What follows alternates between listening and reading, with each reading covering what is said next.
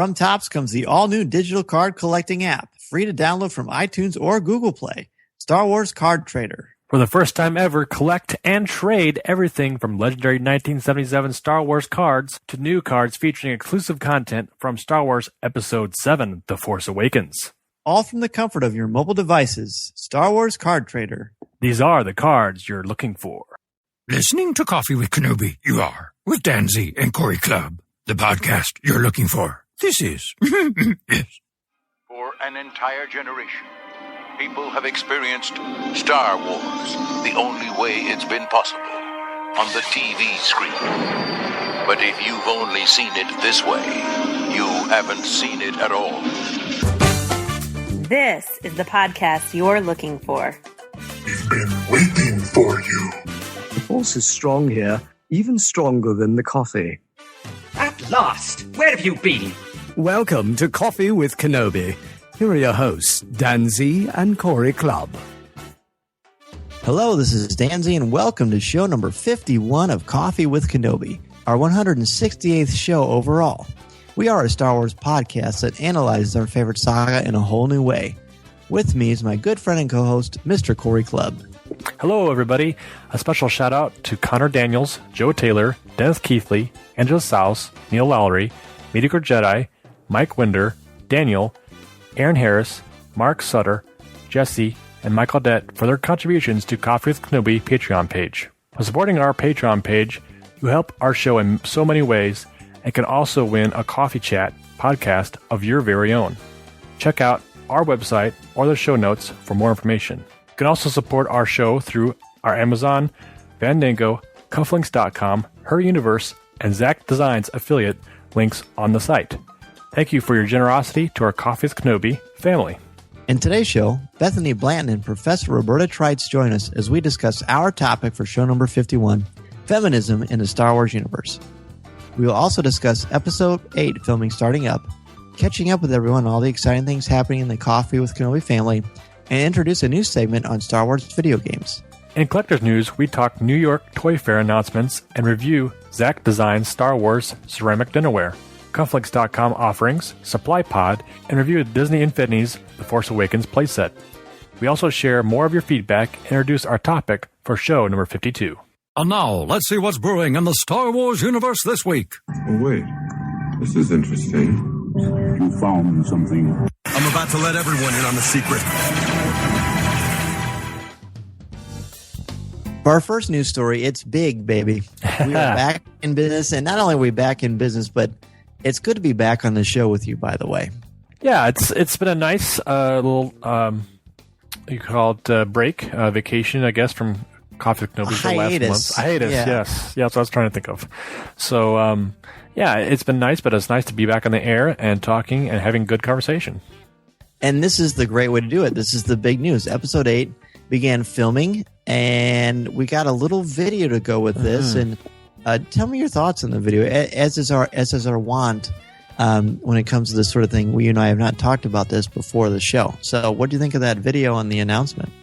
Yeah, it was interesting because, it seems to be the trend when trailers come out, there's always an announcement trailer for the trailer, And now they're announcing, obviously, with a small teaser to the beginning of the filming of the next Star Wars film, Episode 8. And, it drops right back in that final moment we see in The Force Awakens with Luke looking on and Rey reaching, arm extended with the lightsaber in hand. And I instantly was drawn back to that moment. But the angle is different. It's like a different perspective. And I thought for a moment, okay, yeah, this is a new director. We're going to be seeing something a little different here rather than J.J. Abrams at the helm. And, it just, I got goosebumps because here we go again. We're on our journey, filming journey and just a news journey to kind of encapsulate the next, year and a half, a little over that. So, well, yeah, it's and I send it to you. I actually got to. Yeah, it's kind of a joke between us who gets the news first. and we kind of play off that once in a while.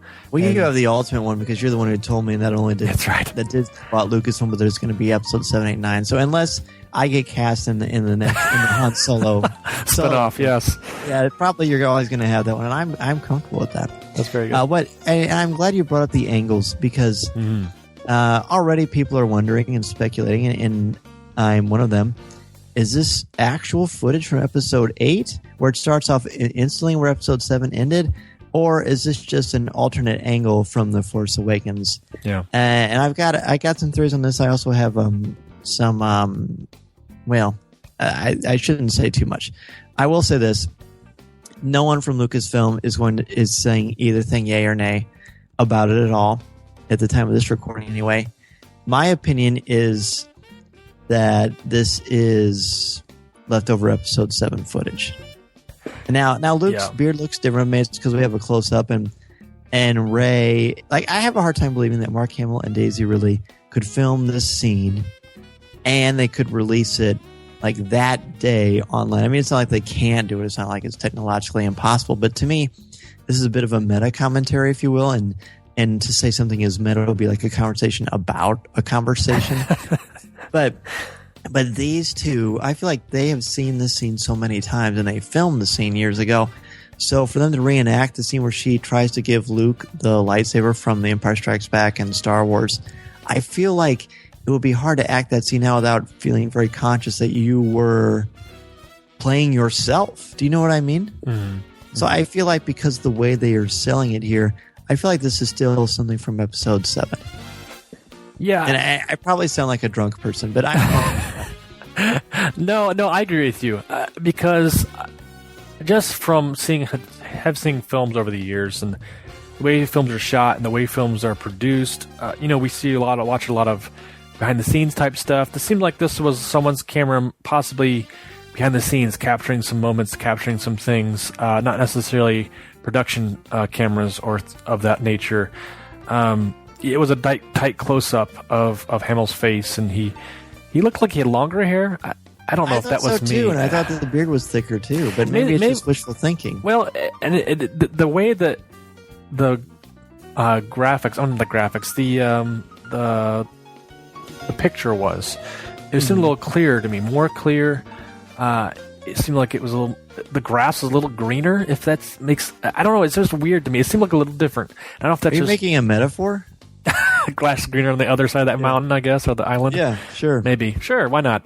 I just like you said, I don't think this is necessarily production value. It's just more of a capping off, a starting point, a release of champagne, a celebration of sense. So our official stance is this is episode 7, old footage, but it's also probably episode 8, new footage that they published right away, and we have no clue. Well, I also like to say, too, I can't believe that they wouldn't film a scene from episode 8 there on that island. Oh. Obviously, I loved that they dropped us right there, and that's the very first thing we see, because that's the starting point I want as a fan. I want to be able to start right back in that moment and just take off into episode 8. I hope they do that. I hope they don't. Really? Because think about 4, 5, and 6, and 1, 2, and 3. Not 5 or 6, not 2 or 3. None of them took place instantly after. There are always a couple years at the least in between films. So I have a hard time believing that is how episode 8 will start. I can agree with that. And that'll happen in a novel or a comic, or maybe there'll be an entire animated series about it, for all I know. But Star Wars hasn't done that yet, and I don't necessarily believe they will now. But Rian Johnson is a new director and the writer of this. It's hard to say, but the news that's also exciting about this is we have new cast members. We've got everybody returning except for, sadly, moment of silence. Pour one out for Harrison Ford. But we also have Benicio del Toro and Laura Dern, as well as talented newcomer, according to the press release, Kelly Marie Tran. No idea who any of these people are as far as what their roles are going to be. I don't want to know. This is not news as far as me not wanting to know. But it is cool. I mean, they're great. They're great actors. Yes. I will say this, Dan, I'll ask you. Coming off of episode 7 and having read all the news and details we had done for the show, how is your anticipation for new news coming out for episode 8? Are you a different mindset? Are you kind of a little apprehensive of reading things such as new cast members and obviously who they will play? Because that's going to come out. It's going to come out whether it's official or non-official. People are going to start the conversation online. We dealt with it, obviously a lot in the last 3 or 4 months, just from new things coming out, merchandising and whatnot, Force Friday, things like that. How apprehensive are you going to be going into this production? I'm definitely going to be much more reticent or reluctant than I was for The Force Awakens. And there are a lot of reasons for that. But honestly, I mean, I'm still going to look at the official stuff and the casting announcements. And if Topps does something or Entertainment Weekly or whatever, I'm on board with that. I'll watch the trailers, as I said. But when it gets like 6 months out, I'm really going to go cold turkey in a way that I hadn't before. And I'm talking like in the bunker, eating the Spam, cutting off the Wi-Fi, the whole schmear, because I want to have a fresh experience. I don't even want to know, even something little, like the fact that Daniel Craig was a stormtrooper. That was a rumor that I happened to see, even though I didn't want to try to see it. Was it a big deal? No. Did it change my enjoyment of the film? Not even close. But I would like to find this stuff out after I've seen the movie, not before. I don't want to sit there and say, oh, that's Daniel Craig. I like being surprised by that. And again, this is just me. This is my proclivity, my tendency. But I'm definitely going to change things. I'm almost refreshed by Rogue One because there's a lot of stuff out there now about it, but I've managed to avoid most of the information about it. And I want to do that even more. And I think the more the show goes on, the harder it is. But I've learned certain things about how to disseminate fact from fiction, if that makes sense. I know it's a little bit vague, but no, I know what you mean. What about you? No, I agree with that, and I'm on board with that because, like you said, it's hard. It's difficult to make that disconnection from what we do here at the show, and yet, be able to interact online and speak with our friends about things in the workplace or over the phone or whatever, what have you, online on the Twitter conversation and whatnot. So, I mean, I'm more apprehensive from knowing where to click, what not to click, knowing when to turn off and walk away and say, you know what, I'm good. What's the conversation? You guys go ahead. I'm without me, type thing. I also feel it's different because, like you mentioned, Rogue One. I don't know anything about that movie. I don't know if that's because I don't feel as close to it than I did with Episode 7. I don't know if it's because I agree with you. It's just it's a different feeling. I know, but shouldn't we be? Should we be invested as much as we are in Episode 8? I mean, is that production value different in a sense because it's not necessarily the Skywalker timeline, or I mean, it is to me. It's weird. Yeah, it is Skywalker timeline, but it's like no, I mean not that. I mean it is to me that it's different, but I find it refreshingly different because I can get a break from the Skywalker thing and build up my anticipation, which I love. Yeah, and this is a new thing, so I feel like the expectations for the Force Awakens were astronomical. The expectations for Rogue One are the fact that it's a new Star Wars movie, but it doesn't involve the Skywalker timeline, so. It's a different thing. We're not used to it, so we have nothing to compare it to. Mm-hmm. There's no lightsabers in this movie. I believe they even said that the Force won't be as prominently used because these are ordinary people doing extraordinary things. They're heroes. Yeah. They're part of the hashtag burgeoning rebellion. So I think that is powerful, and I think it's very different from Episode 7, 8, and 9. It doesn't have the same emotional resonance with me. Because I don't have, since 1977, history with this. I mean, I know that, of course, the first paragraph of A New Hope in the crawl talks about this scene, and I'm thrilled to death that we're going to actually find out more about it. But it's very different for me in a good way.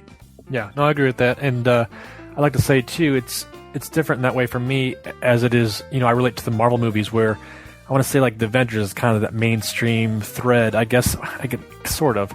Last year's Ant-Man, I didn't see it till it came on DVD. Now that was my own choice. I wanted to see it. I just didn't get around to seeing it. It wasn't just on my radar that big as, say, a Captain America movie. And I think that's maybe that's personal preference over just character base in that sense. And again, not that I dislike any of the characters in Rogue One, but it's a different feeling for me. Same thing would be for maybe a Batman Superman movie.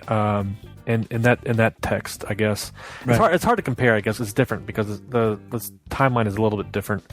But I think it comes down to personal preference. I'm excited. I'm very excited for it. I don't. I'm more excited for Episode 8 than I am Rogue One. Yes, I agree. Yeah, that's I guess what I'm getting to. And that's not anti-Rogue One. It's more like, I want to see what happens to Rey. Yeah. Oh, yeah. Exactly. I want to see what I am dying to see Luke Skywalker in action. So, and it's interesting because you say that because once we see Rogue One, I want to think that I want to see these characters progress into another film of Rogue 2. So in that sense of like, oh, these are great characters.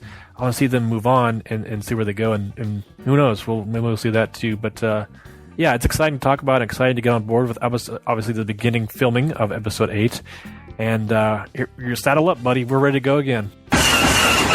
For our next news story, kind of catch-up time for us. Dan and I have been kind of off the Star Wars train for a while, kind of catching up with maybe some of our personal lives and some of the stuff we've collected over the next month and a half or so, conversations we've had of new things coming out with Coffee with Kenobi. So, Dan, we'll start out with me asking you, it's January is a cold month for here in Illinois, Central Illinois. We've been dealing with a little bit of snow, a little bit of ice, things like that. But what has kept you the warmest? The Tauntauns? Not the Tauntauns. The Tauntauns, sure. Are you referring to my Anovos armor? I am. Yeah, well, anyone's been listening to the show for a while, and I've been talking a lot on Twitter. Made a lot of great friends on Facebook through this, but I finally got my Anovos Stormtrooper armor, and it was great. And I've been joking around with my wife that I ordered it. I waited 9 months to receive it, so it's like getting my baby. And of course, she looks at me like, "You crazy boy," and I think funny. I might be, but it's wonderful. When I first got the armor, you have to sign for it because it's such an expensive item, and you want to make sure it doesn't fall into the wrong hands. That's right. Like the plans for the Death Star did according to the Empire. Yes. Speaking of Rogue One, so and you haven't even seen it yet, but it's all in pieces. You have to cut the pieces and format them to your body type. The only thing that's fully complete, because I bought the one that you have to assemble, the helmet already is together, and my son and I have had a lot of fun with that. I posted some pictures online, and it's cool. It's a little different than you might expect because I mean, if you saw this picture of the helmet and you've seen it, like, how do you envision it being weight-wise? Yeah, so I don't see it as like a plastic toy-styled helmet, that you'd see in Target aisles and whatnot. I see it as more of a hard plastic, the eyes being, quality. I see it as more of a form-fitting type helmet, and the weight would be more of like a fireman's helmet, like a fireman's helmet type thing. But I don't know. That seems like uncomfortable to me. I don't know. I mean, the 501st are probably used to it by now, but to me, I don't know. So it's actually quite astute. It's a lighter, heavy plastic. I think I expected more like a football helmet consistency. Oh, but okay. It's not that, and honestly, it makes sense that it wouldn't be because you couldn't run around for that very long without, sure. When Can't see a thing in cosplaying. Exactly. The eyes. It's sort of like a visor that slides up and down that I have to Velcro to keep it in place, which I will do. And it's got some adjustments on the inside where you can customize it to fit it onto your head a little tighter. Sure. But it's cool. I mean, I've only worn it for like 2 or 3 minutes at a time while I'm chasing my son around or he's chasing me or whatever. Yeah. And I haven't put together the armor itself yet because I'm going to get with members of the 501st and Midwest Garrison. They've graciously offered, which is awesome. Tell me, it's amazing, and they're just great people, and it's going to be fun to do that anyway. So I'm thrilled. It comes in 2 different shipments. The second shipment is the neck seal and the shirt and pants that go with it, and the Stormtrooper gloves. I haven't received that yet. I don't think anyone has at the time of this recording. So that'll be fun to get. But just having the helmet itself, and I can't help but I just look at it sometimes. I'm just like, I've got Stormtrooper armor, and like our laundry room is downstairs where the Coffee with Kenobi office is going to be in my office. Like, will you just go down there looking at that armor? I said, yeah. And she laughs. Yeah, and laundry. Yeah, folding my unmentionables. My unmentionables with my Stormtrooper armor. Yeah, so it's pretty great. We need a picture of that. Yeah, I don't think so. So, I mean, but besides that, I mean, what's been going on with you? Just what's kept you busy? Not necessarily Star Wars related, but just catch everybody up on what's going on in our lives. Sure, absolutely. As much as you know, I'm going back to school. Still going back to school. Finished my degree in digital marketing. Still wrapping up that this year. It finishes December, hopefully in time for Rogue One. Wow. I'll take some time off. I'd like to do that. So, it's definitely a journey. Definitely taking a lot of my free time up. But also, I got a new position. I accepted a position with Samaritan Ministries in our local area here, doing product design. So I'm creating design apps for the member interface and the external interface. Basically, apps that the folks would be using to get into their systems and get into their membership and be able to work some of the components there, and obviously using all kinds of cutting edge technology and whatnot. So it's quite the interesting aspect of a position I've never had before. So there's a learning curve, but also I think it's nicely integrated myself into a wonderful company, some wonderful folks, very smart, very capable folks that are taught me a lot, and I'm learning constantly and using all my brain capacity to its fullest extent, and it's been good. It's really enjoying. It's kind of an unexpected thing, as I didn't necessarily expect to get a full-time job most recently. So it's been wonderful. It's definitely put my life into a direction that has been needed for the longest time. Just having a position and a company that I can feel adequate and feel like I'm part of something that's bigger than myself. So it's been great that way. And again, like I said, I'm learning a lot and definitely stretching my skill set, and I'm really enjoying it. So it's been really great. I'm happy for you. You certainly put in the work, and you deserve it, man. So it's really cool. Yeah, for me, it's more like business as usual. Things are going well. I'm blogging for stars.com is a lot of fun, a lot of great things happening. And recently, we had John Morton, better known as Dak. He Skyped with my students. We talked about The Force Awakens. I actually had a field trip, Corey, where I took my students to see The Force Awakens. Yeah. Somebody's got to do it, right? Somebody's got to do it. Yeah, that's right. So we had them create critical thinking questions. There's going to be a blog about it on stars.com. And we had a conversation with John, and wow. I mean, as he's always Jeff McKee just has awesome. said, yeah, he's the kind of guy that you want to adopt you.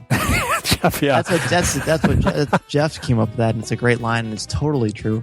He's just so much fun and a great guy, and we had a ball. And speaking of that, Corey, Lattes with Leia, a brand new addition to the Coffee with Kenobi family. Amy Radcliffe and Dr. Andrea Letamendi, so excited and honored to be more happy. Oh my gosh. Share the podcasting ways with them, and their first show, I had the good fortune of editing that show, and it's great. It was fun to listen to them, and they're just such pros, and they have great insights into Star Wars anyway. I mean, you could listen to them talk about anything, and it would just be captivating. So hopefully everyone's gotten a chance to download it, because it's a great show. Yeah, well, like you mentioned, I mean, you had edited and gave me kind of an early quote-unquote look at it.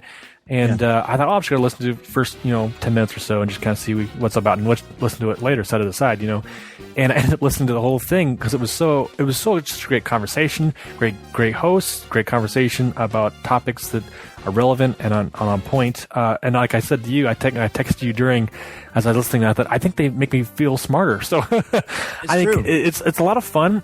It's a lot of interesting aspect, different point of view. And it's just fun. It's just great, a lot of fun. I love being able to stretch our arms and branch out like we do. I think it's so great, so much fun.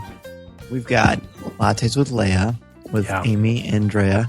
We've got Rose Reactions, and Aaron Harris is doing a phenomenal job at talking about season 2 of Rose, which has been so great to watch anyway. And he's been having his co-host. He doesn't have a set co-host because he has our Coffee with Kenobi bloggers on, and some other guests coming up too that we know about, and it's wonderful. I mean, I got to be honest on this; it's hard for me to hand over the reins because I do miss it, but I don't worry about the show because Aaron he's a great guy and a great host. So it's been fun seeing the world through his eyes, and I hope to be a guest someday on Rebels Reaction in the future. Yeah, I think that you could probably make that happen. That'd be fun. I think so. I know some people. And Legends Library with Randy and Luke is always good. They just had their Order 66 show, which was tremendous. And they're great guys. And honestly, some of the sound that we have for the show, and you and Randy did such a great job with the intro on Lattes with Leia. Oh, that was fun. Yeah. And a lot of the success of the audio quality is due to you and Randy's hard work, and we wouldn't be where we are without that. So I appreciate that very much. Well, thank you. And it's true. And then Comics with Kenobi, I think, and I'm biased, but I think it's the premier Star Wars comic book podcast out there, or conversation about Star Wars comics. I mean, Matt and Jeff are tremendous. They have great chemistry, as do all of our hosts, and they know their stuff. It's fun to sit back and listen to them talk about the Star Wars comics. Exactly. And as much as we enjoy putting these shows out, we continually try to stretch ourselves, like we said, just to do the best we can. I know this is our first monthly show for Coffee with Kenobi, the main show here, and where we continue doing just monthly shows as we kind of move forward here. We mentioned we got a lot going on in our lives, things get busy, but you never know what pops up, a guest show or a coffee chat show, Dan. We got a lot of those coming up. A lot of folks wanting to put forth some of their funds and support the show on our Patreon page. If you feel so inclined to go out there and grab the link off our website, check that out, and whatever you feel like you want to do, you can go ahead. It does put you in the running for some prizes, and we've got some folks here to announce. Yeah, well, and we released this on Twitter, but Mike Audette won our next coffee chat, and of course, Mike that's right. Mike is a blogger for us, and he does a lot of stuff for Retro Zap, and he's everywhere, man. He's a busy guy. But he contributes, and we drew his name fair and square, and we're excited to have him. We're going to be recording that probably late March, early April. And if you haven't seen about our coffee chats, essentially what's going on with them is you get online and you sign up to our Coffee with Kenobi Patreon page, and it's pretty cool because depending on how much you care to donate, that impacts how many times your name is entered into the drawing. And the exact details, again, are on our show notes, or on all of our show notes. But basically, if you put in $5, you get one entry. Mm-hmm. If you put in $10, you get 2 entries. If you put in $35, you get 10 entries. $50 gets you 25 entries. And $100 gets you 50 entries. And every month you contribute, you get those extra entries. So in other words, if you give $5 2 months in a row, then you're going to get 2 entries. So it's really, really cool. If you put in $10 2 months in a row, then you're going to get 4 entries. So it adds up. And we do these 3 times a year. So you have a really strong chance, the more you choose to spend your hard-earned money with us, to be able to host a show. And Mike is going to do it as Dennis Keithley did earlier, where he picks a topic and he interviews us, and the 3 of us have a conversation. Mm-hmm. And that's not all. Connor Daniels is another Patreon page winner, and he donated. He was very generous. He donated $50, and with that donation, he gets to pick a topic for a future show, and he gets to co-host that segment with us. That's awesome. That's so much fun. And that's cool. Yeah. And it's been fun to interact. It's fun just doing this anyway, because when you get to talk to people and plan it, and you hear their excitement and enthusiasm for the show, and more importantly for Star Wars and the art of conversation and rhetoric, it means a lot. It means a lot to me, and the money that through Patreon or anything that happens in our show goes into the show. It goes into the equipment. It goes into the amount of money it costs to produce the show. It goes into travel, and things add up more than you might expect. The show is always going to be free, but this is just sort of a way to help us give back to the show and give back to our families, and we appreciate everything that everybody does. And as always, we're having a lot of fun doing it. Exactly. And Dan, just to cap off this segment here, can we put all the names into the bucket helmet, the Stormtrooper bucket helmet, and be able to pull out of that? Can we call it Dan's bucket maybe? Is that something we can do? Interesting. Is that patent pending on that? It's patent pending. We're still working at the kinks. Sure. It's good. Yeah. Well, it's good food for thought for sure. Yes. Well, it's great to be back on Coffee with Kenobi, and let's keep on rolling and see what else we've got brewing here. For our third news story, we have a news segment. As you may have noticed, the Bearded Trio's Espresso Shot is on hiatus, and there's no negative reason for that. Rob is still a wonderful contributor to Coffee with Kenobi, but he's more importantly, he is the heart and soul of the Bearded Trio, which is the premier website for news on George Lucas, Steven Spielberg, and John Williams. Check it out. In fact, he just contributed another Winding Down with Williams that we released on Sunday. And it was beautiful with some piano renditions of Ray's theme and stuff like that. So he's very much, we're still all very much a member of the Star Wars fandom family, and we love Rob. He's so important to what we do. But he's focusing more on the Bearded Trio website, and rightfully so, more power to him. So graciously, as the Force would have it, Nick DeCalandria has reached out to us, and he said, hey, do you guys talk about Star Wars video games at all? Do you have any plans to do so? Because I'd like to contribute. And I said, hey, send me an audition tape. A week and a half later, he sent me something. I loved it. Corey loved it. It was great. So we've got Nick's first segment on Star Wars video games. Take a listen. Well, hello there. This is Nick DeCalandria, your new contributor to Coffee with Kenobi and your guide to being a casual/dedicated gamer in the world of Star Wars. So let me tell you a little bit about how this got started. Last, I guess, December, right before Force Awakens came out, I was getting really hyped up about the new Star Wars game Battlefront. And to me, it occurred that there's a lot of stuff to cover in the Star Wars universe that we kind of currently were talking about through Coffee with Kenobi. So after Force Awakens came out, I sent a lovely little tweet to Dan and the team, and I said, hey, you guys should do a segment on video games. And they graciously offered for me to interview and send in a recording and actually start talking to you all as fellow fans about the Star Wars universe inside video games. As we remember, games have a rich history within the Star Wars universe, whether from Sabik to Dejarik, to really anything that we've seen in the Clone Wars. There's always been an aspect of playful gaming and competition in the games of chance in the Star Wars universe. So what better way to talk about the new canon that we have and maybe some old legends than touching base with some old favorites and some new classics in the Star Wars universe for the video games. So a little bit about me before I jump into my first review/advice piece about the Star Wars games that are out currently.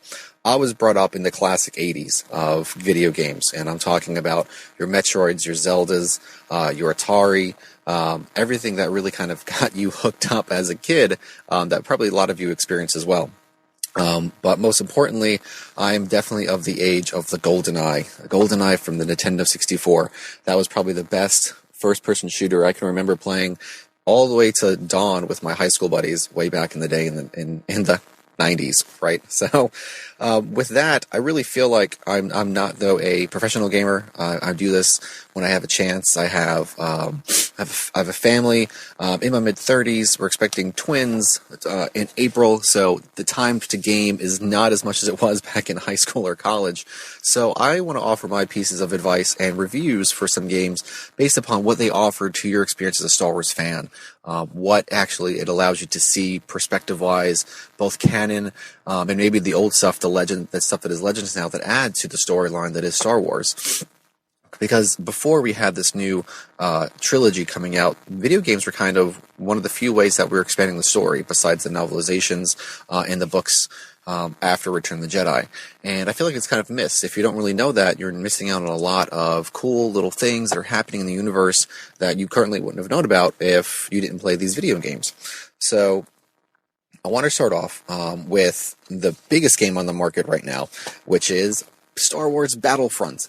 And if you haven't heard about this game, if you haven't seen anything in the stores about it, you probably have been living in Jakku with Rey, hidden for the past 30 years.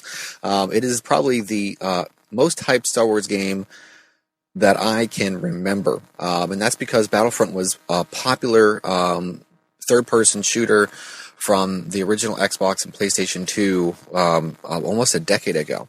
But I'm not going to get into the history of Battlefront, but what I want to do is kind of dive into why this game is either A, worth your time, or B, not. And that's the kind of approach I want to take every month, just for a few minutes here on Coffee with Kenobi. to let you know this is something that you should look into, maybe invest some money, and try to tell you also where not to invest your money. Because I, like yourself, am a very savvy consumer, and time is precious, as is the money that I will probably end up needing to spend on bottles and diapers and things like that in a few months. So let's dive right in.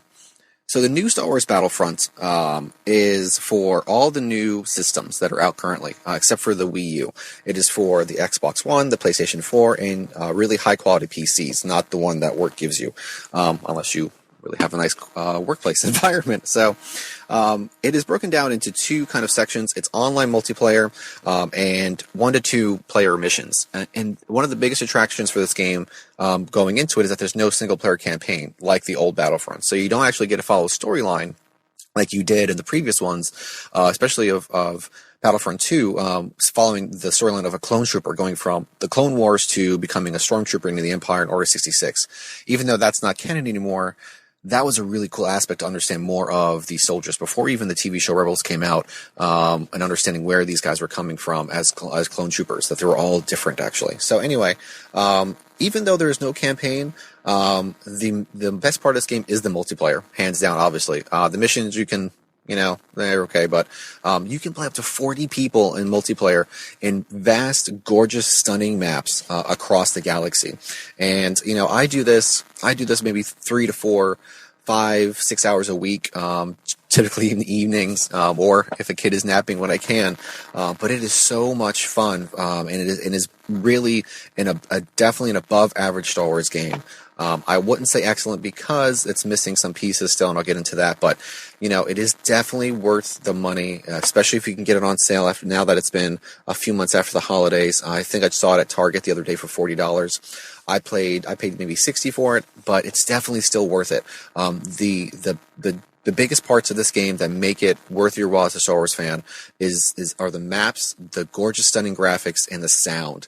It is like living in the Star Wars universe. While there is no campaign to follow and kind of add to that canon, you really get a picture of what it's like to be on these planets outside of watching it on television, on Clone Wars or Rebels, or in the movies.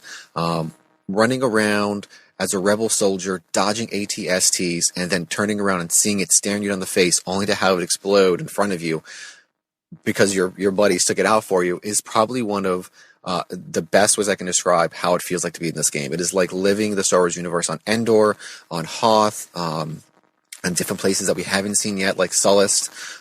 These kind of maps that we've heard about in books, we've heard about in the movies, we know where the TIE fighters have been built, but we've never got a chance to see these planets. And this is canon now. This is actually, part of the Star Wars universe. And that's definitely part of the hype that Force Awakens brought around, and at the same time, this game being released to coincide with it. The biggest pieces of canon that we haven't seen that are now part of the new series is battling on Jakku, battling in what's called the Graveyard of Giants. And so we know exactly what happened there because of this game. We actually are living the battle. We understand that after Endor, you had the Rebel fleet assaulting the military complex on Jakku, and it was an all-out battle. It was everything we saw at the Battle of Endor multiplied by you actually getting to play in it now. And you have Star Destroyers in the air, you have Mon Calamar Star Cruisers, you have TIE Fighters, X-Wings flying around, destroying each other in the distance, and you're on the ground battling in the carcasses of downed AT-AT Walkers and X-Wings and everything that looked like would have happened if you were Rey 30 years later living on that planet. And so that really, I can't stress to you enough how much fun that game is from that standpoint. The gameplay is fun. It's great to actually drive around in the AT-AT and target other players. It's a blast to actually become Darth Vader or the Emperor Palpatine. Boba Fett are your villains. Han, Luke, and Leia are your heroes.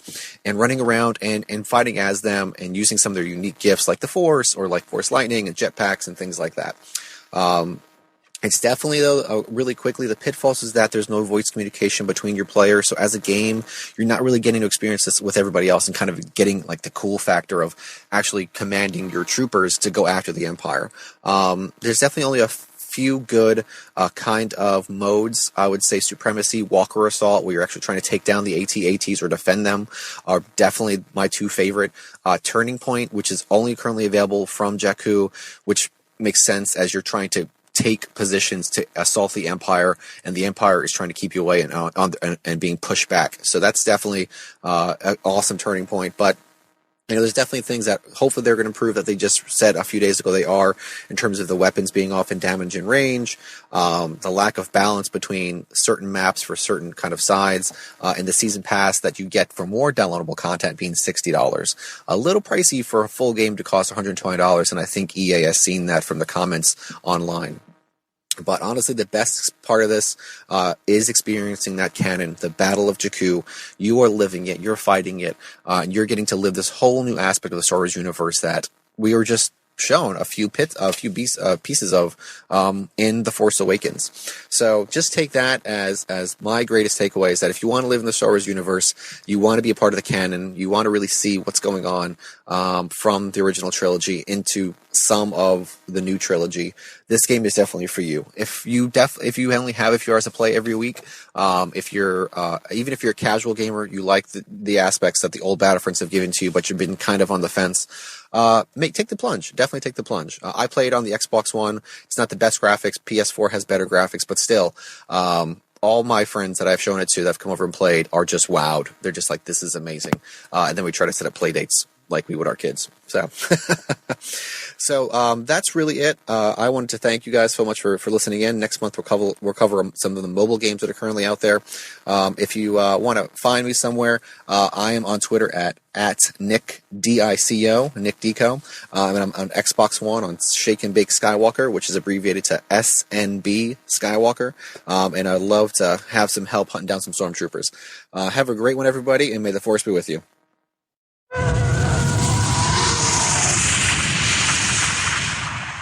Han Solo, Rebel Soldier, Lando Calrissian, and Bespin Guard, each sold separately. From Star Wars, The Empire Strikes Back Collection, new from Kenner. Looking? Found someone you have, I would say, Your lightsabers will make a fine addition to my collection. For our first bit of collector news, we're right out of the gate here with some new toys for the new year. New York Toy Fair this past weekend had been debuting some new Black Series figures featuring some wonderful characters we were dying to see. I think they had the voting last year was for a fan choice character, and the winner of that winners of that, was Princess Leia, Sabine Wren, and a fan choice of Darth Revan. I want to say it was pretty close. Darth Revan was the winner. Yeah, it was really.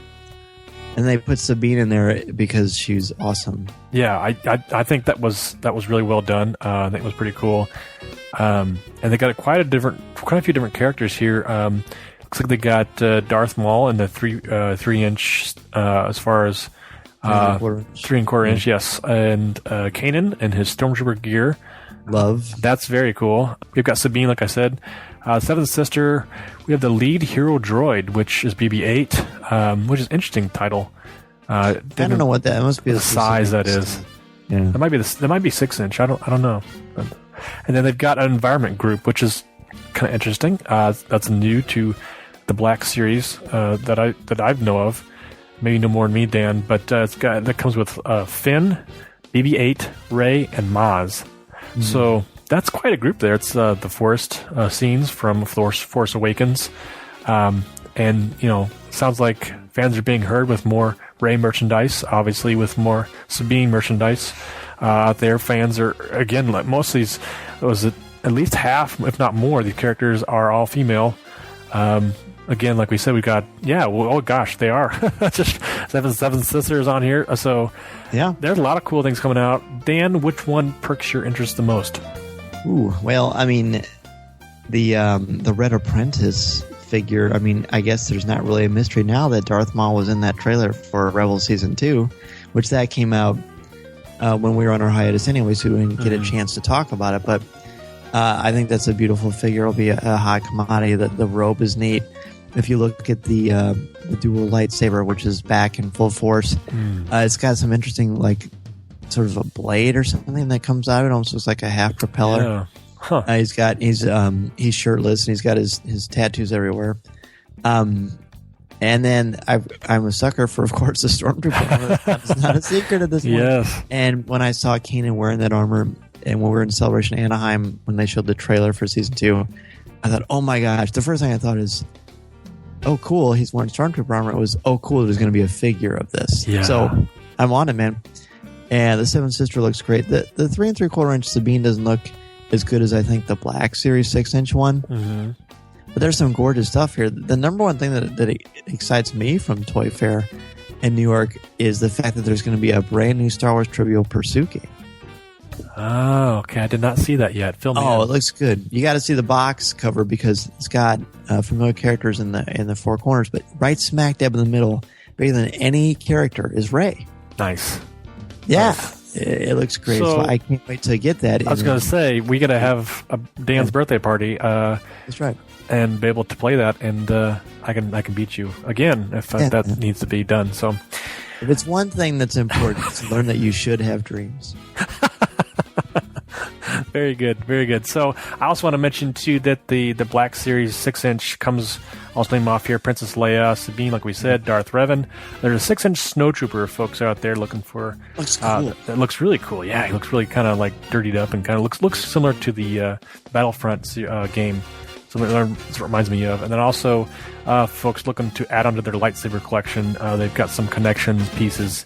It looks like they've got some gold accents on them. I know my son's got the one that connects together, that you can kind of connect. They connect and snap in, and you can move them around and whatnot. And there's some spinning different portions to lock in and make your own custom lightsaber, which is pretty cool. And I think for folks looking to upgrade or make a change. So very cool stuff coming out from Hasbro here and Toy Fair. So lots of fun. Well, one thing I want to say too, that I think that Seven Sister 3 3/4 inch looks amazing.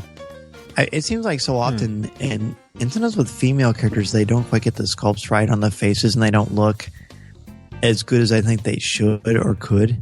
But with this, I think that looks great. It almost looks a little bit like Sarah Michelle Gellar. I think you can tell maybe there's some inspiration, which I know animators do anyway. So I thought that looked great. I love all the Rebels figures as it is. So knowing that we're getting more of them is fantastic. So our next collector's item, this is a bit long overdue as well, but I want to talk a little bit about the Disney Infinity The Force Awakens playset. So I was sent this. I got this pretty much the day that the film came out, and it's much like Disney Infinity's Star Wars set so far. This thing is gorgeous. It's fun. It's captivating.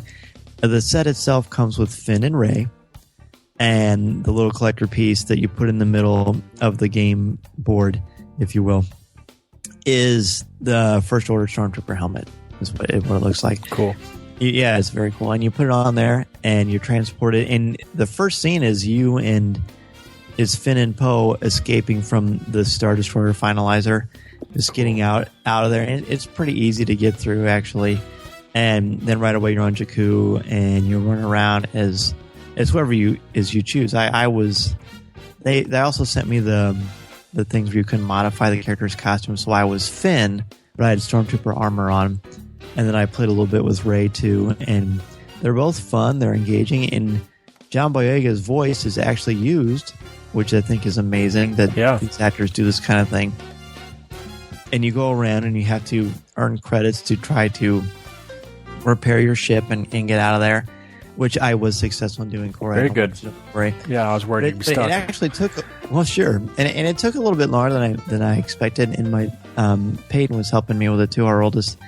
And it's cool because there's these little mini games that you have as well, where you played in and it's almost like Defender versus asteroids, but you're X-wings, and you go around and you're shooting TIE fighters, and you can spin around. It's almost like it got some Galaga elements to it as well, almost in three-dimensional action, and it's great. And I only played it for a couple of hours so far, but we also have Kylo Ren and Poe, and again, the sculpts on these things, these things are works of art. These are collectibles in and of themselves, regardless of their gameplay, which is phenomenal as well.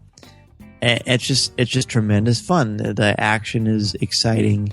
It's easy. The gameplay is easy. You can build up your character strengths, and depending on when you take out enemies, you'll get different colored sparks of light in essence, and that builds up your health or your skill points. You can buy more stuff, and you can go on the main missions or you can go on a lot of side mini missions.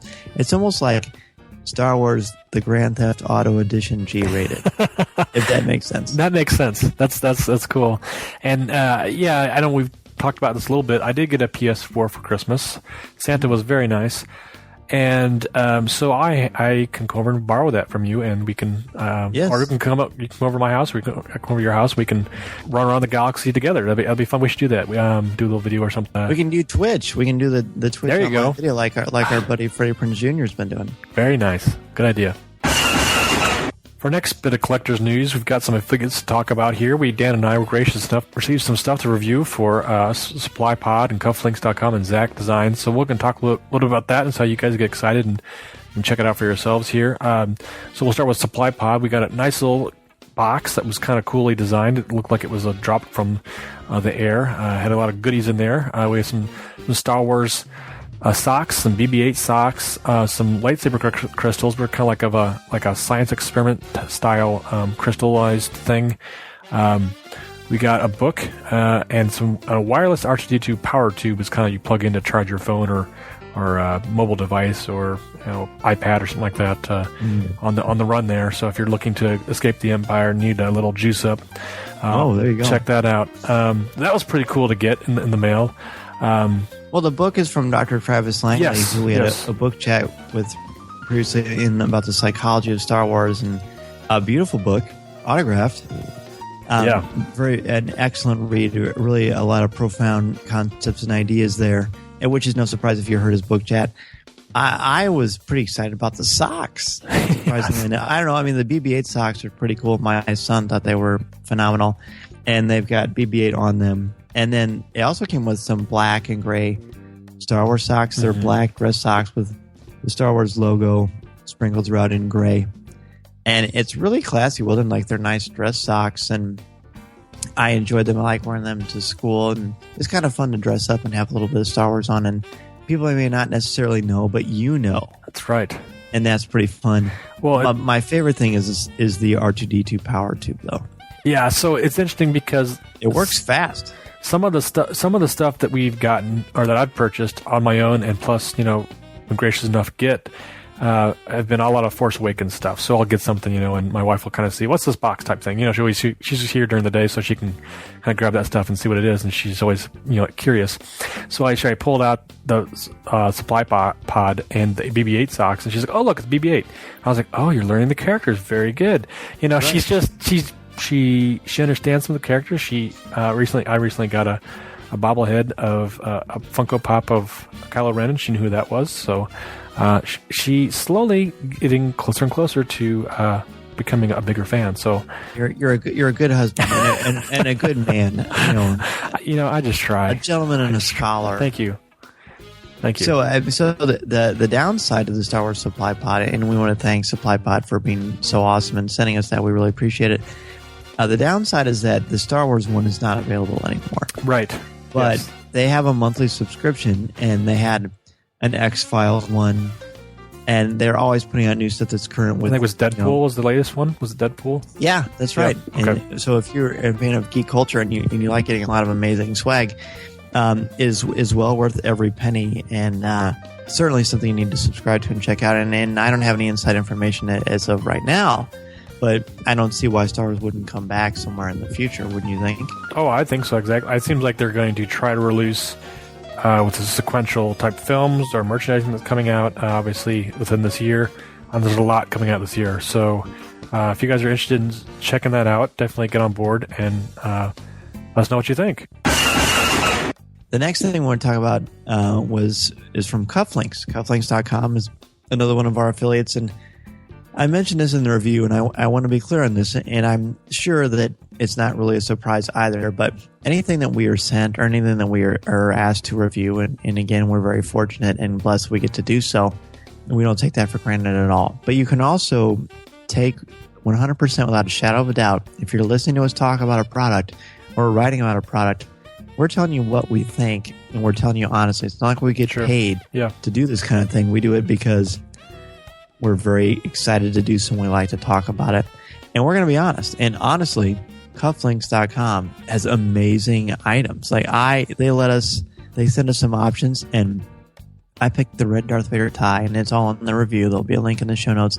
And you got some pretty cool Rebels socks, and I can't speak about the socks because I didn't get them. But the tie is very high quality. It's so nice, in fact, that when I was getting dressed for Christmas Eve Mass, my wife said, "Why don't you wear your Christmas tie?" And I said, "Oh, Christmas tie? What are you talking about?" I actually do, full disclosure, have a Christmas tie of Spider-Man climbing down the side of a house with a sack of toys and a Santa hat. But I knew she wasn't talking about that. She said, "No, your Darth Vader tie that you just got in the mail." I'm like, "Oh, cool." So I wore that thing to church for Christmas Eve Mass, and it was great. I got compliments on it. I wore it to some family stuff, and it's a very high quality item. I was thrilled with it. In fact, I'd love to get all the ties from Cufflinks if I could somehow make that happen, because they've got some great items. But it's not only spoiler. It's not only ties that they have, is it? No, right, yeah. They've got socks. They've got cufflinks. If you guys are looking to get maybe a groomsman gift, your Star Wars fans, to groomsman gift, check out cufflinks.com and some of their stuff that they have there, Star Wars infused or geek infused type stuff, whatever have you. And again, we had some options to pick through, and I picked socks. It was cold. I wanted socks, and I thought it would be a nice little connection to, like you said, Dan. It's one of those things you can wear without, jumping off. Fly the geek fly. Yes, you can kind of fly under the radar. Yeah. So it's nice to wear them and keep warm. Obviously, they're very trendy socks. They're warm enough to wear. Shovel the snow if you want to, with boots on, or if you're walking on the office building and you want to have something that's keeps your toesies warm, and whereas you power through your day. So it's cool to have that kind of stuff. You wore them to the Force Awakens, didn't you? Yes, they came in just in time to Force Awakens, and I've wore them many times since, along the lines there, just off and on, as they match my outfit. I like to kind of connect a little bit down, all the way down to the toes. So again, if you guys, I know a lot of people out there are into the cool, fun, crazy socks, and I'm not a big person on that. I'll say that. I mean, I'm a white socks guy, or a black socks, some brown socks. Really? I won't jump out and grab new socks, but I think this was a nice little connection, and I'm not one to go out and buy a bunch of Star Wars themed stuff. I'm not a huge collector, so this was right up my alley and perfect for me and my fandom. So Dan, as we all go along with life, we all have to eat. And at times, you want to break out the good china and bring out the big stuff for your friends. And you're having a party. You want to have a good hosting experience. You want to be able to show off some things, and it's fun to be able to grab things up here and there. I know our family has gotten a few things like Star Wars cups here and there randomly, that kind of go with the themes and some of the backgrounds and stuff that they've had come out. But Zak Designs come out with this Star Wars dinnerware that's very classy. It's kind of like this white plate with black designs. These designs are based off the original trilogy, like you have Yoda. We've got some of the Darth Vader and some of the other characters that are big in that era, if you will. Dan, you especially like these. Why? I love them. I love them. Does it make your food taste better? I think one of the reasons I love them so much is, of course, it's got Star Wars on it. You could put Star Wars on a Kleenex, and I would be excited. You've got Star Wars napkins. I know that. I do, from 1980. And they're still in package. Yes. So don't try to open them. But these are like, not only does it have Star Wars on them, but they're high quality china. In fact, when I open them, my wife is like, "That's actually really nice." And this is the coup de grace for me. On Sunday mornings, we have a tradition at the Zero household where I make pancakes. Dad makes pancakes, put some chocolate chips in them, the whole deal. And I always serve them on the Star Wars dinnerware, and it's great because my little boy was like, "I got the Darth Vader plate. I got the Stormtrooper plate."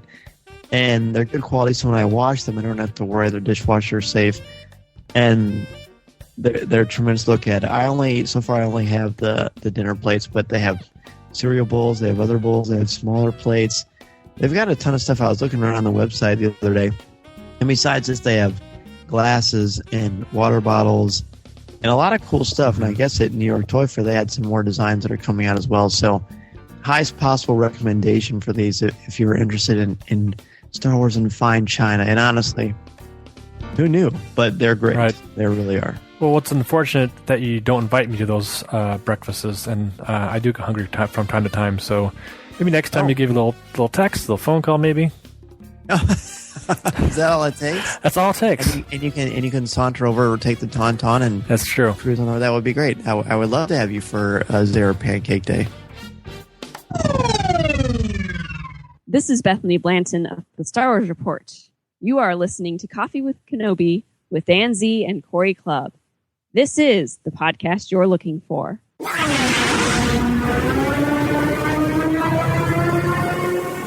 Luke, you're going to find that many of the truths we cling to depend greatly on our own point of view. I must be allowed to speak. You've taken your first step into a larger world. Our topic for show number 51 is feminism in the Star Wars universe.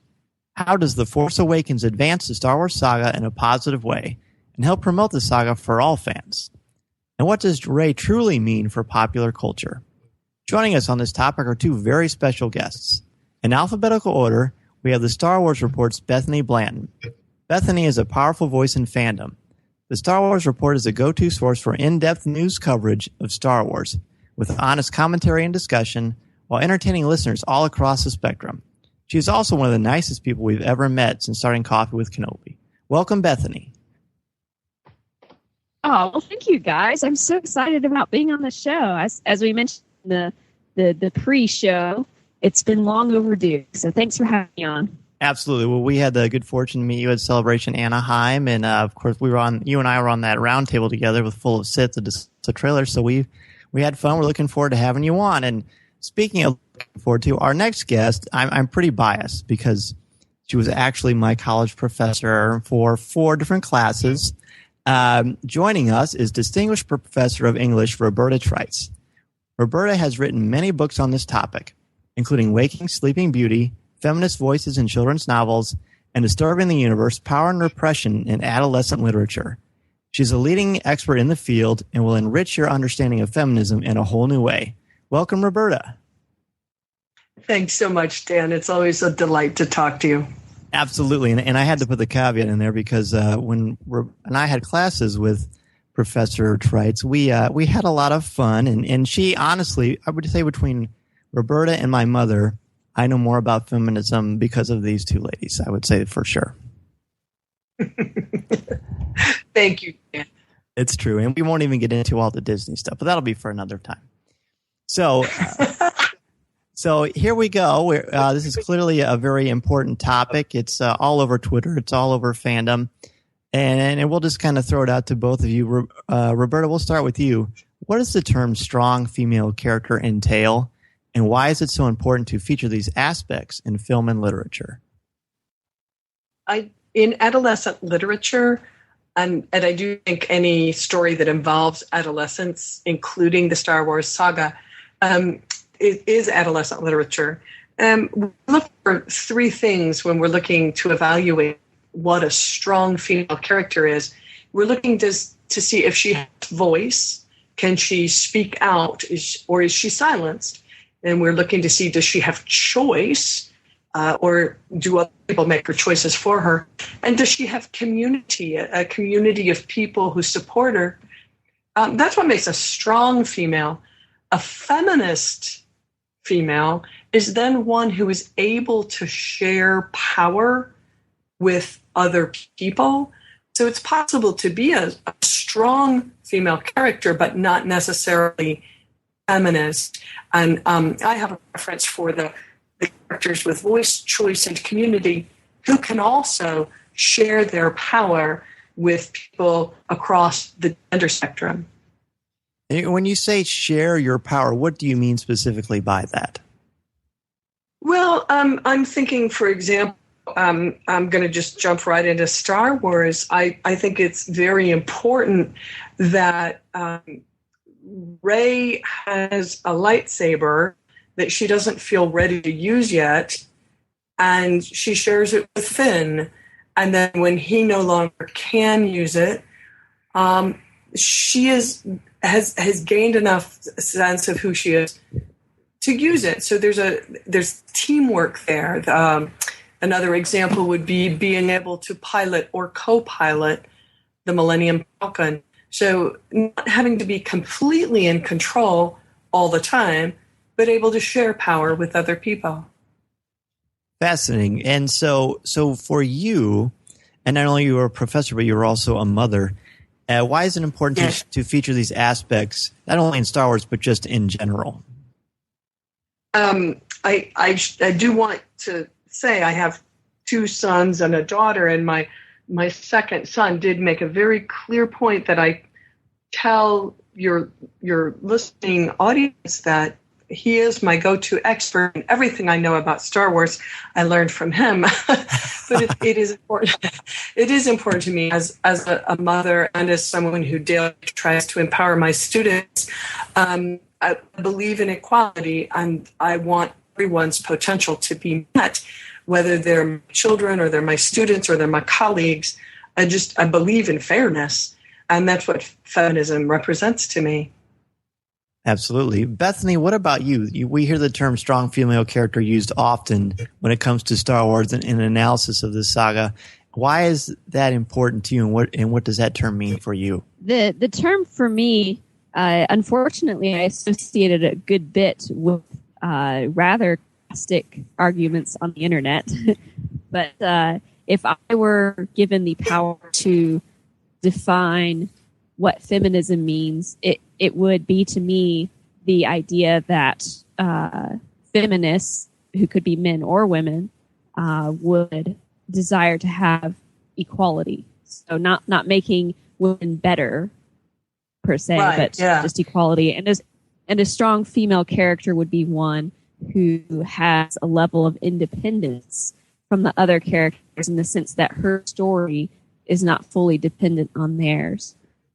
So having a female character only to facilitate the plot for the other characters, especially male characters, to me would be a weak female character. Very true. I agree with you, bud. Yeah.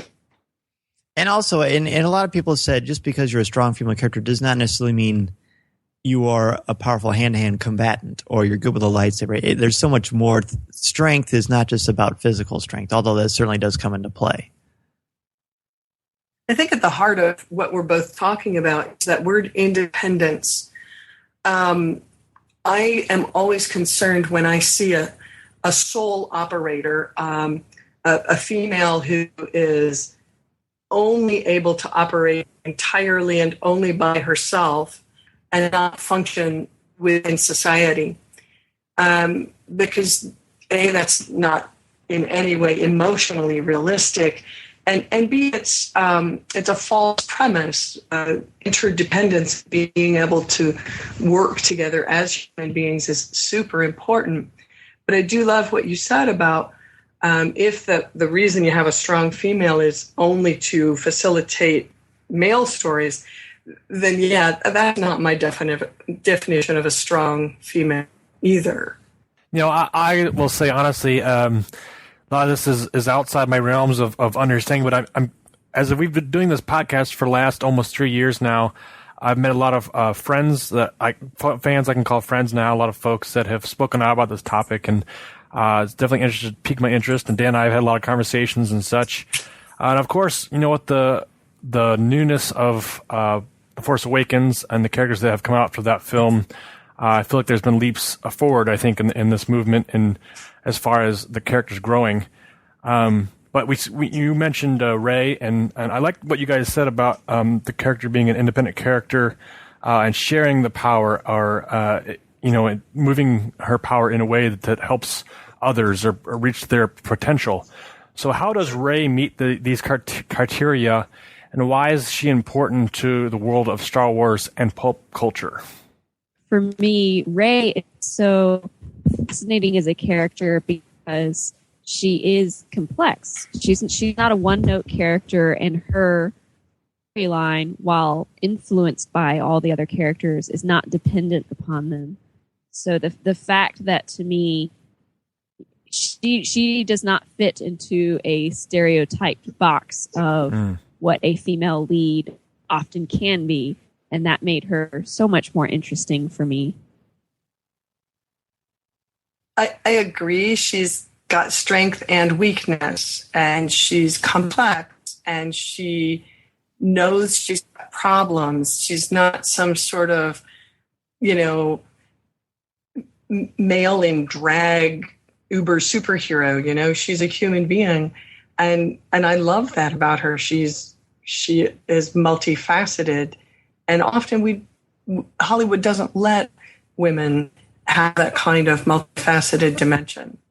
And I think, too, it's interesting the fact that Star Wars being such a huge franchise in itself through a number of years, that it's debuting a brand new film in its franchise and its mainstream franchise for fans to take into. And like you mentioned, Star Wars is such a huge thing in Hollywood and in pop culture. To have her be such an original character and be able to express these characteristics in a female lead, that's so important, I think, for new fans and young fans coming to this movie and with brand new eyes. I love how each of the characters in The Force Awakens, they are all very fleshed out as characters, as individuals. We can identify with each of them, but they're each so different. And I'm so happy that applies to Rey as well, because too often characters in Hollywood blockbusters can be very one note. And unfortunately, that happens to female characters more so than male characters, especially if you give any credibility to the Bechdel test. I don't know if I'm glad you brought that up. Familiar with it? Oh yes, I teach it. Well, let's talk about that test for those of our listeners who are maybe not familiar with that aspect. I'm not familiar, just to put it out there. Go ahead. Bethany, you go ahead.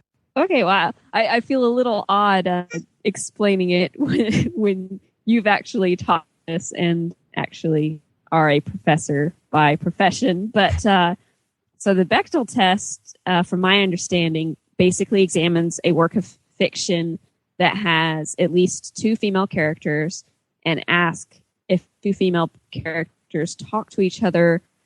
Well, first of all, if there are female characters, and then if they talk to each other about something other than the male characters. Yes. Yeah, exactly. Yeah, that's boys it. Are cute. That's right. It's a 1, 2, 3. It's more than two characters.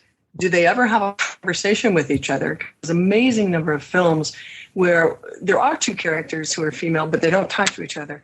And then the third big test, and this is where most of the movies with more than two characters who are female fail, do they talk about something other than guys? And it really eye-opening. You go and look at how this is Alison Bechdel, is the feminist and author of Fun Home, who came up with it. It's amazing how many movies fail this test. And I was sitting in the theater, and Dan knows me well enough; he'll appreciate this.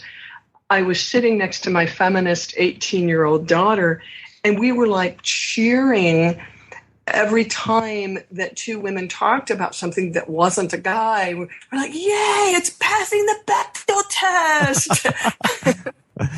That does not make me surprised at all. And I actually had a similar reaction. In fact, Star Wars Rebels, the animated series, follows that criteria rather well.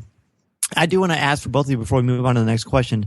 What about that very seemingly insignificant but not – it was actually rather poignant when they're at the beginning on Jakku and Finn keeps insisting that he has to take Rey's hand. That little interplay there I thought was amazing.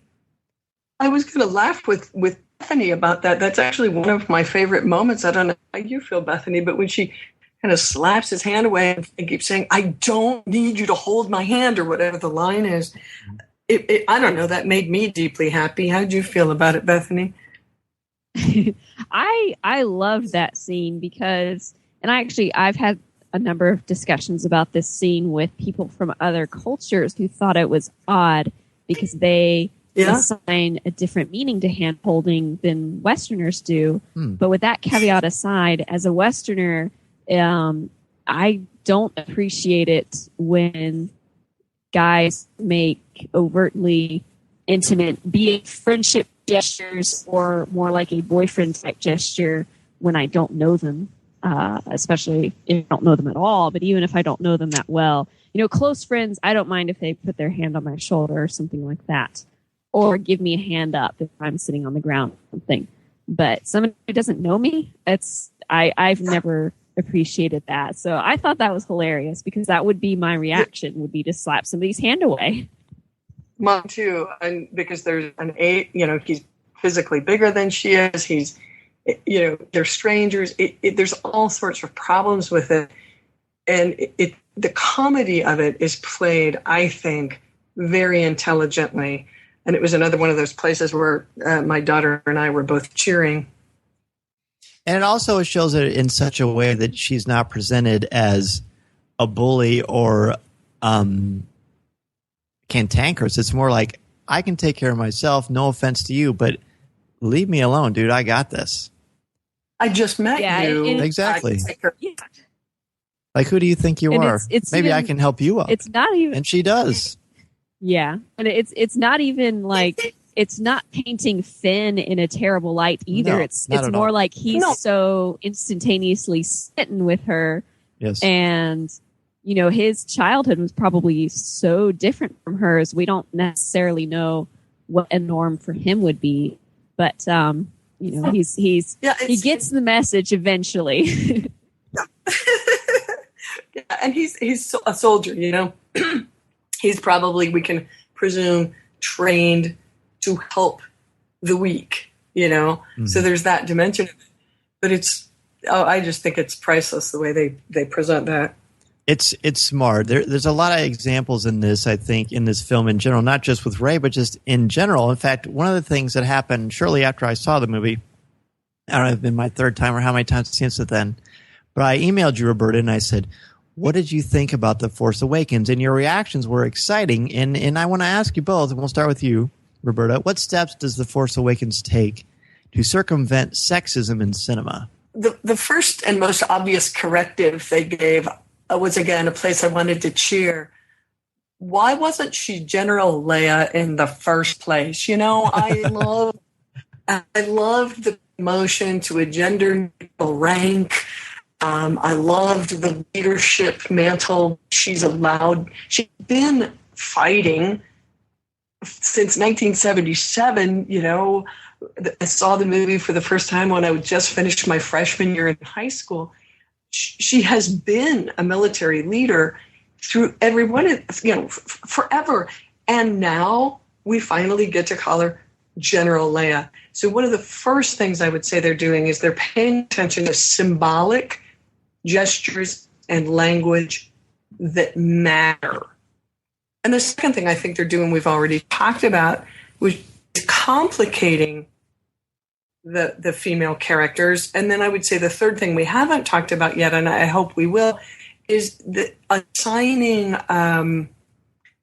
unexpected roles like Captain Phasma and Maz Kanata to females. Those functions have always been conducted by male actors in past Star Wars movies. And the fact that, you can have, a woman who's in charge of the stormtroopers who's really risen in power and really mean. Yeah, you can have that while you also have, Yoda being female. And those things made me really happy, all of them. And someone wrote an article recently where they talked about the fact that one of the reasons that this is such a strong feminist film that is doing a lot to advance or to avoid sexism is the fact that the gender is important, but it's not the focal point. Mm-hmm. That's well put. Yeah, I hadn't that, but that's exactly, I would agree. What do you think, Bethany? Oh, I definitely agree as well. And I guess if I could take a small step back from the topic, again, it's not, while I am a feminist in the way that I described, it's not to me important that you have an exact percentage of female characters and they all have to be like this, or an exact percentage of minority characters, etc. But the thing that I really want to avoid is the perception of female or minority characters that's traditional in cinema, because it causes something that I heard Dr. Andrea Letamendi talk about once, which is symbolic annihilation. That is, when you don't have groups well represented in media as they are in real life. So in real life, we have a lot of diversity. In media, we don't necessarily. And this subconsciously teaches people who aren't represented in media that their subgroup is not as important, or that their subgroup can't be the heroes, or it's not their norm. So you're sending this message, especially to kids, that, well, it's abnormal for women to be the heroes, or it's abnormal for the African American to be the hero.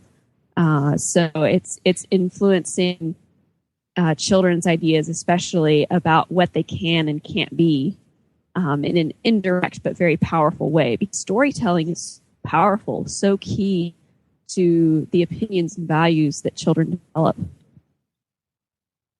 That's so true. And I know we spoke a little bit about Leia and in the original trilogy a little bit, but let's go back a little bit to her specifically. In your opinion of Leia after seeing the original trilogy and the following films, how did The Force Awakens impact her arc as well as her role in the Star Wars universe and the cultural as a general?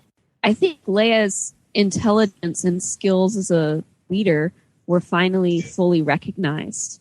The original trilogy so much more showed Luke's journey from farm boy to hero, from backwater teenager to a mature Jedi Knight, that sometimes we overlook as our own journey. And yes, the original trilogy is largely about Luke's journey, but I love seeing that Leia gets recognized for the powerful character that she is. I was frustrated when it emerged that they were twins, as opposed to potentially being co-leaders, who were romantically linked, because it meant automatically her brother's story was going to eclipse her, and you really did see gender go under erasure in some of the ways Bethany was talking about. And I should add, as a sort of truth in advertising, I have a twin brother. So oh, wow. When I was watching these movies, with him. We saw the first one together. We were 14. We thought, oh, this is cool. And kind of, imaginatively, there was room for both of us to be leaders. But then by the time The Empire Strikes Back, which is a fine movie, and I really enjoyed it, but it was very clear by that movie that,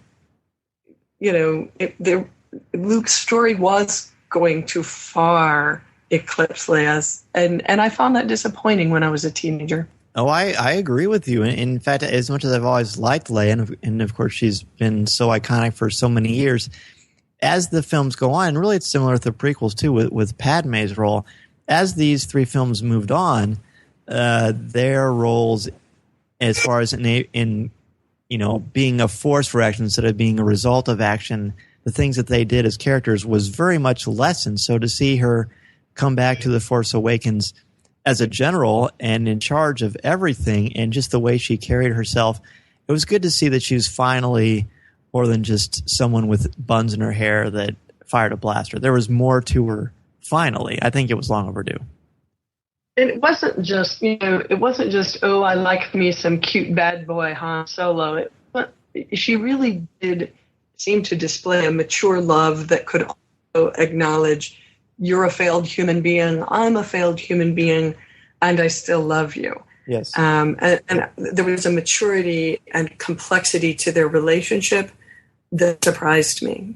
I'm actually glad to hear you say that, because I've heard a lot of people criticizing not only General Leia, but Carrie Fisher's role. But I thought she did a very well nuanced and controlled power in her performance. Bethany, did you feel the same way? I thought so too. And for me, I think in a lot of ways, The Force Awakens is the conclusion of Han Solo's story arc. And I hope that with each of the next two movies, we do a larger focus on both Luke's and Leia's characters that will hopefully allow us to see more of Leia as well. I thought that her character was nuanced as well in The Force Awakens. Even though we don't see a whole lot, it's her acting style that shows that, she is devastated by Han's death, and she's very emotionally conflicted. There's grief. There's also guilt and tragedy and the fact that Luke is missing. But she still maintains her hope. She still maintains her facade as a general, or not necessarily a facade, but the fact that she is a general, she has to keep going, right? No matter what's happening in her personal life. She's a grieving mother. I mean, she's a grieving widow, and she is still a general. And that's the way the world works. Real emotions really work like that. We don't get to completely shut down when we're grieving. The fact that she continued in her role so effectively, despite the pain she's feeling, I definitely thought this was a nuanced role. It was, and go ahead, Bethany. Oh no! I'm excited that you point that out, because that's her entire character arc. If you think about it, Leia's journey has been one of, she lost essentially the people who were like parents to her and her entire home world, and continued on. She lost the person she would be, a mentor and a friend and rescuer in Obi-Wan. She's lost her son. She's lost her brother, who, it could be very understandable if she felt abandoned by Luke. She essentially asked Han to try to rescue their son, which any person who's grieving, even though it's not her fault, she could very easily think that. Her life has had so much tragedy in it, but her character has maintained its strength of character, both in the fact that she's loving, she's kind, she's strong. She hasn't become an embittered person or somebody who has shut down completely or is emotionally compromised. So, and these things aren't necessarily spelled out to the viewer. It's one thing I've always loved about Star Wars is there's no comment on how strong Leia is, because it's there to see if you're watching. Very well said. Well, let's take a step back. And I knew beyond a shadow of doubt that you two would be absolutely perfect for this. And I'm very curious to pick both of your brains about the merchandising of The Force Awakens. And of course, it was very famous. There were hashtags about it. Where's Rey? There was a severe lack of the presence of Rey. And Roberta, I know I sent you an article about this as well. So how can we impact merchandise? I mean, clearly the easy answer is we'll go buy stuff that has Rey on it. But it's hard to do, isn't it, when there's not as much Rey merchandise as there should be? I think we really have to tackle head on why is Rey as a toy under erasure in the first place. And it's for some of the reasons Bethany was talking about earlier.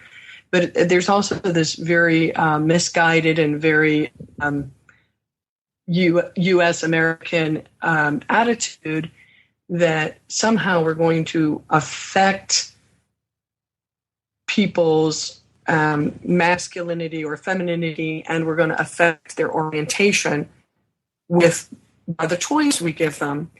And I think once we get over our cultural homophobia, we're going to be a lot more comfortable marketing toys of all sorts to all children, because that's what children need, is to be able to have the imaginative play that will direct them to the future, not just only toys that emphasize either masculinity or femininity.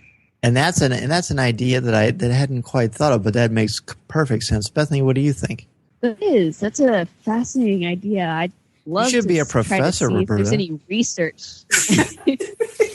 Exactly. You should teach this stuff. Oh, goodness. But I hadn't actually really thought of that. But that could definitely play a part.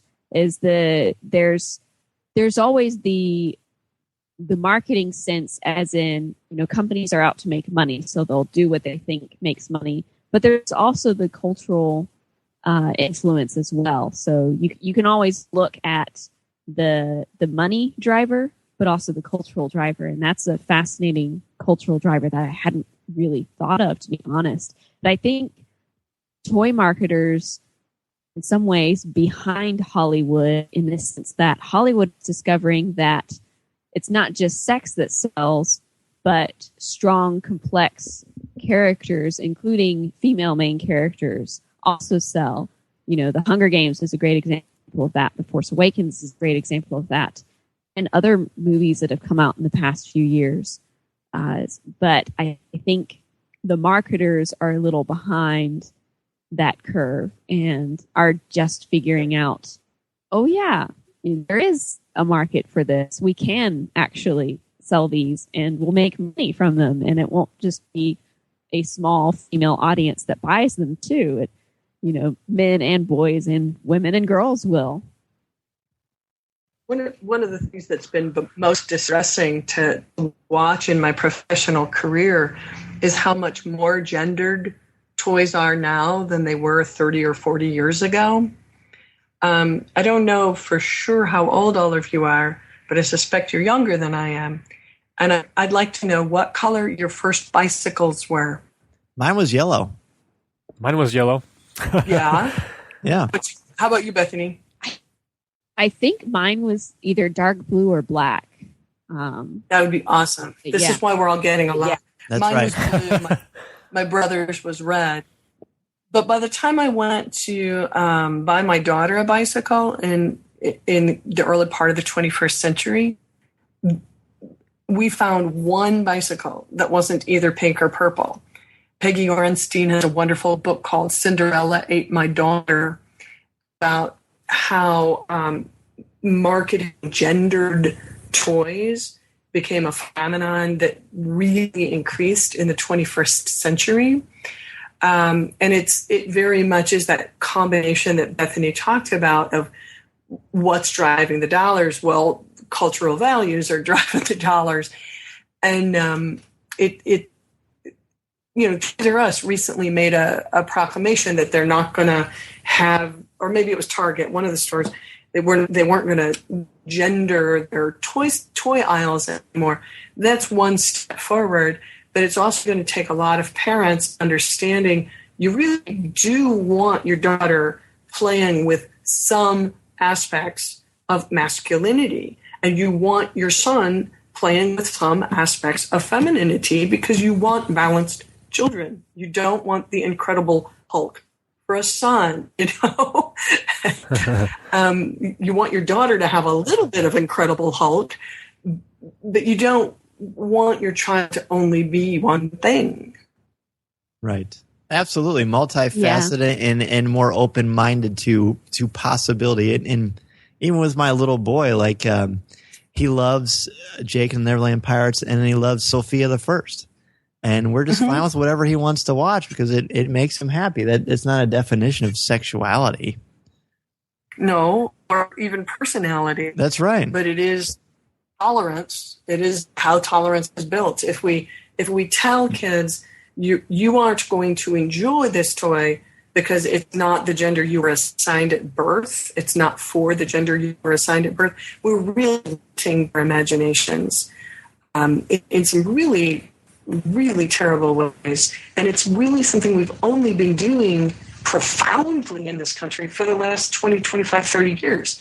This is if you go back and look at 19th century toys, the folks on the farm all played the same ball, same sleds, Absolutely. Yeah, I very much agree with that. And gosh, we could have you both on for so long. And I think you both managed to punch your ticket to be a returning guest, because this has been wonderful to have you both on and get your perspectives. And before we let you go, we've got to ask you our 5 questions that we ask each guest on Coffee with Kenobi. They're very much one-word, one-sentence answers, but just kind of to show the commonality of Star Wars for Star Wars fans. And And typically when we have two guests is we alternate back and forth. So we'll just kind of bounce it back and forth. And Roberta, we'll start with you. What is your favorite Star Wars movie?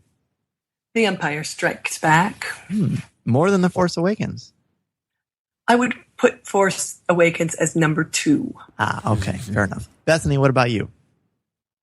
Now, traditionally, prior to The Force Awakens, it was The Empire Strikes Back with The Revenge of the Sith being a very close second.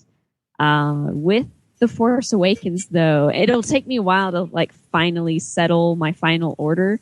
And by then, episode 8 will be coming out, so I'll have to redo it all. But The Force Awakens may be my favorite Star Wars film. So I'm going to have to give it a few more viewings in a few more months, though. And I may change my mind after I've seen it a couple more times too, Bethany, partly because of our conversation. Very good. Very good. I'm just so glad that we can spur each other into good conversations and good thought processes. I really enjoyed it so far. So move on to the next question here. Your favorite Star Wars character? Traditionally, it's been Luke for me. But again, I think Rey may trump that. I need to see more of her story, though.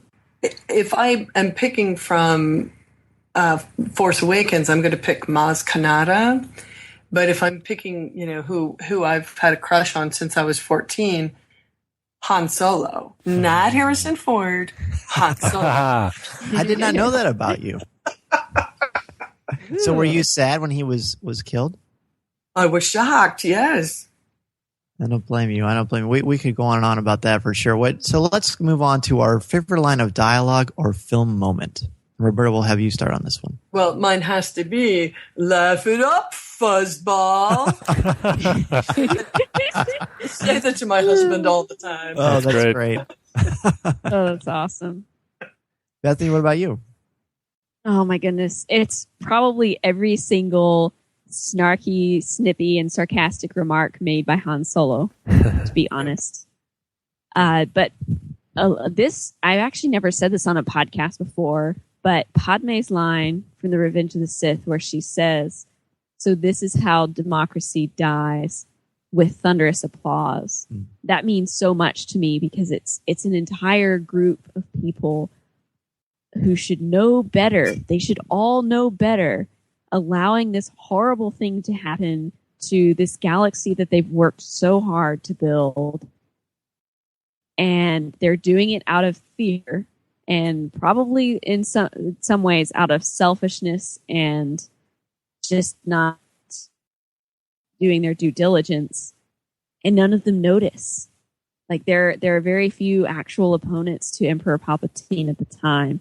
And as a political science nerd, that scene just means so much to me. That's very and it's just heartbreaking. Yeah. Very good. So the next question I will direct here to Bethany. If you collect, what is your favorite collectible that you own? Oh gosh, I'm not much of a collector, I'll be fully honest. But I would have to say anything by Her Universe. I love Her Universe clothing and jewelry. And I don't collect at all, although as I mentioned earlier, one of my sons is very, very into the franchise, and so he does. And I'm going to tell you, it's not really a collectible as much as I really like wearing his Darth Vader mask and voice changer around the house sometimes. Do the dishes, yeah. It's your destiny. Do the dishes. Oh, I can just picture that now. Yeah, you know me well enough to know it's actually happened. Oh, absolutely. There's no doubt about it. What would be great is if you started a class talking about Rey and you brought out that mask. That would be fun. It would. So what particular messages or themes about the Star Wars saga resonate or speak to you? Roberta, we'll go back to you with this one. Well, Bethany just sure made me think about a lot what you just said about Padme, that I really respect what you just said. But, I was just making fun of Darth Vader and Luke, it is your destiny. And the fact that Luke rejects that and creates his own destiny, that to me is the most important theme, at least in the earlier movies. is it really is, we do have some degree of control over our values and how we choose to live our lives. And I think that's an important theme. Wow. Well, as always, you get me to think of things in ways I never thought possible. So I appreciate that. Bethany, what about you? I love what you just said about him rejecting that destiny. And that's a powerful moment in the film, but I don't think I've quite looked at it that way before. I'm going to need to go away and think about that. See, Corey, what's happening is these two are going to end up being the regular hosts. Yeah, that's right. We're kicked out, yes. Oh, goodness. I guess my traditionally favorite theme of the Star Wars films is the idea that you can make something out of nothing. It's the hero's journey, but it's not a hero's journey because our hero is wealthy and has powerful parents and all these other things going for him. But it's a hero's journey because in the case of Luke and in the case of Anakin, who did eventually fall, and with Padme and Leia as well, because they both have hero's journeys, they, through their courage, their commitment, their undying faith and hope that what they do matters, that they make something of themselves, and that isn't just about, putting themselves in powerful places, but it's about creating change and creating good in the world. And that's such a valuable message, especially in dark economic times in the U.S. post recession. It's important to know that we can make a difference, that we don't have to just struggle to eke out a living and fight for our own survival. So the message, for example, is very different than The Walking Dead, which is survive. Right. So, guys, as we wrap up here, we're going to let the listeners know how they get in touch, each of you, and how they can follow you online and get to know you a little more and follow what you're doing. Go ahead and, Bethany, if you want to start with how they can get in touch with you and some of the products you're working on as well. Alrighty. You can find me on Twitter at Bethany L. Blanton and on Instagram by the same name. I do a lot of work with the Star Wars Report website and podcast, which you can find at StarWarsReport.com, at Star Wars Report on Twitter. Hey, Roberta, anything that folks can follow you on? I am still very 20th century, and most of my work comes out in print. So you can find me at Barnes & Noble under Roberta Trites. That's great. All that papyrus stuff. Is that what you're talking about? Exactly. Get your abacus out and you'll be able to count the number of pages. Would you mind reminding me of the title of the book? Well, Bethany, not only will we remind you, but we're going to put it in our show notes, too. Yes. But the first one that I mentioned was Waking Sleeping Beauty, Feminist Voices in Children's Novels. And the second one I mentioned was Disturbing the Universe, Power and Repression in Adolescent Literature. And there are many, many more.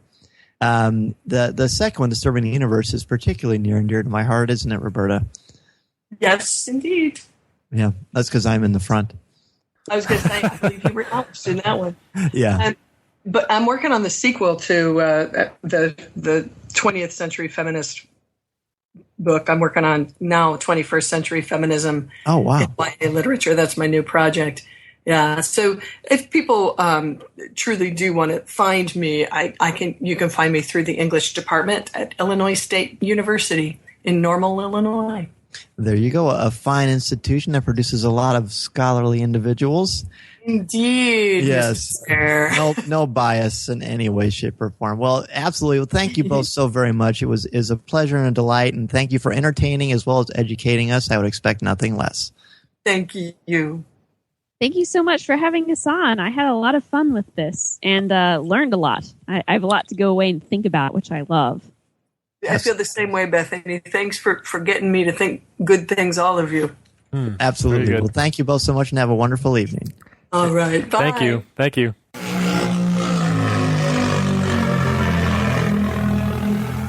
Our topic for show number 52 is the impact of The Force Awakens on the Star Wars saga. How does viewing the saga through The Force Awakens affect the history of Star Wars so far? What do the events and characters mean for the franchise, and how does this impact the series going forward? We also want to explore the impact the film has had both cinematically and culturally. So there's no better guest for this than the author of How Star Wars Conquered the Universe, Chris Taylor.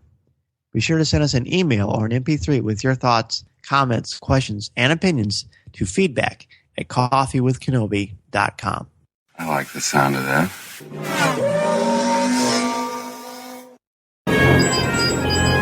Echo 3 to Echo 7. Ano, buddy, do you read me? I saw part of the message. I seem to have found it.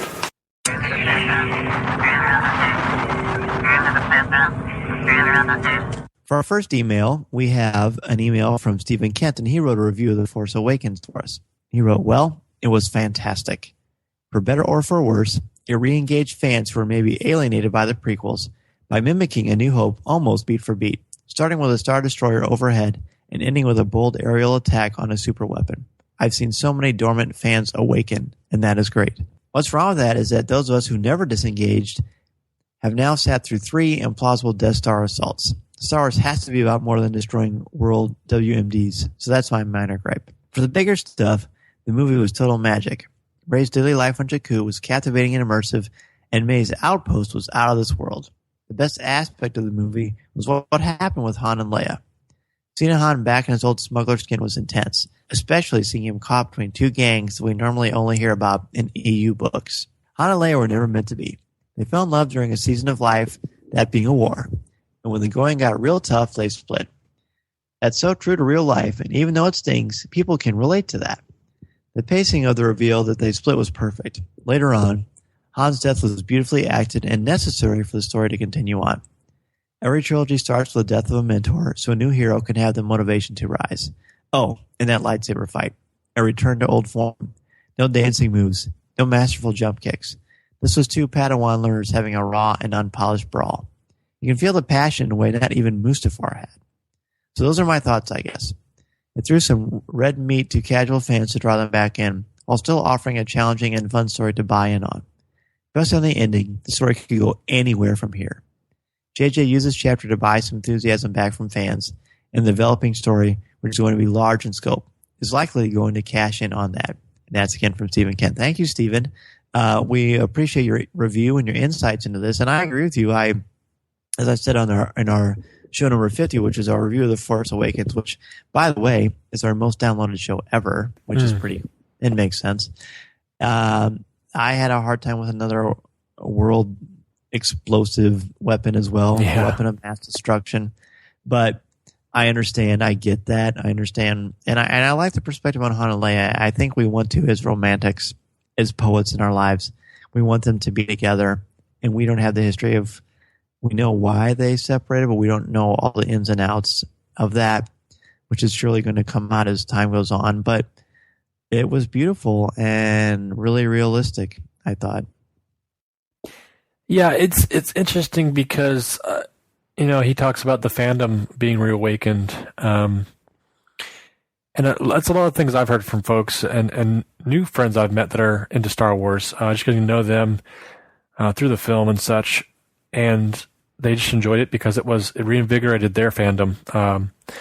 I think everybody comes with a different perspective. And for me, it's definitely helped me open up about Star Wars more as far as a fan and just be accepting for new possibilities in the franchise and new storylines and new characters. It's really been great for me to enjoy it for what it is. I don't want to go in with it being, relying heavily on, what I wanted it to be.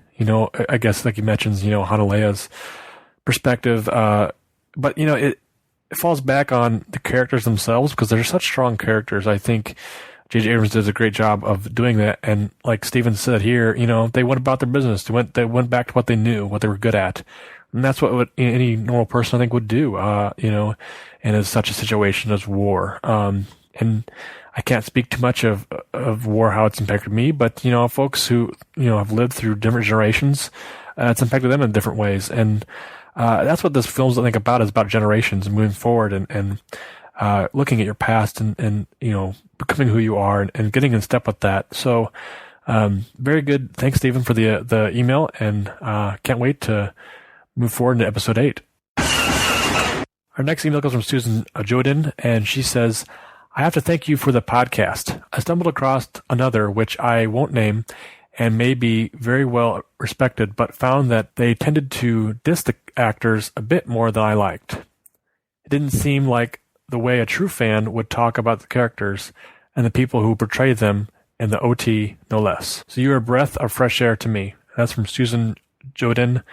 Thank you, Susan, so much for those nice, kind words. I think Dan and I, we try to speak to the characters on a fandom level, and we have our gripes, I think, here and there. But I think all in all, we bring those gripes to the table, I think, just to spur a conversation, perspective, and opinion. I think everybody's entitled to their opinion, and I think that's something that should be talked about. But I think the right aspect, I think the actors themselves are doing a big job of carrying characters that are beloved by very many people.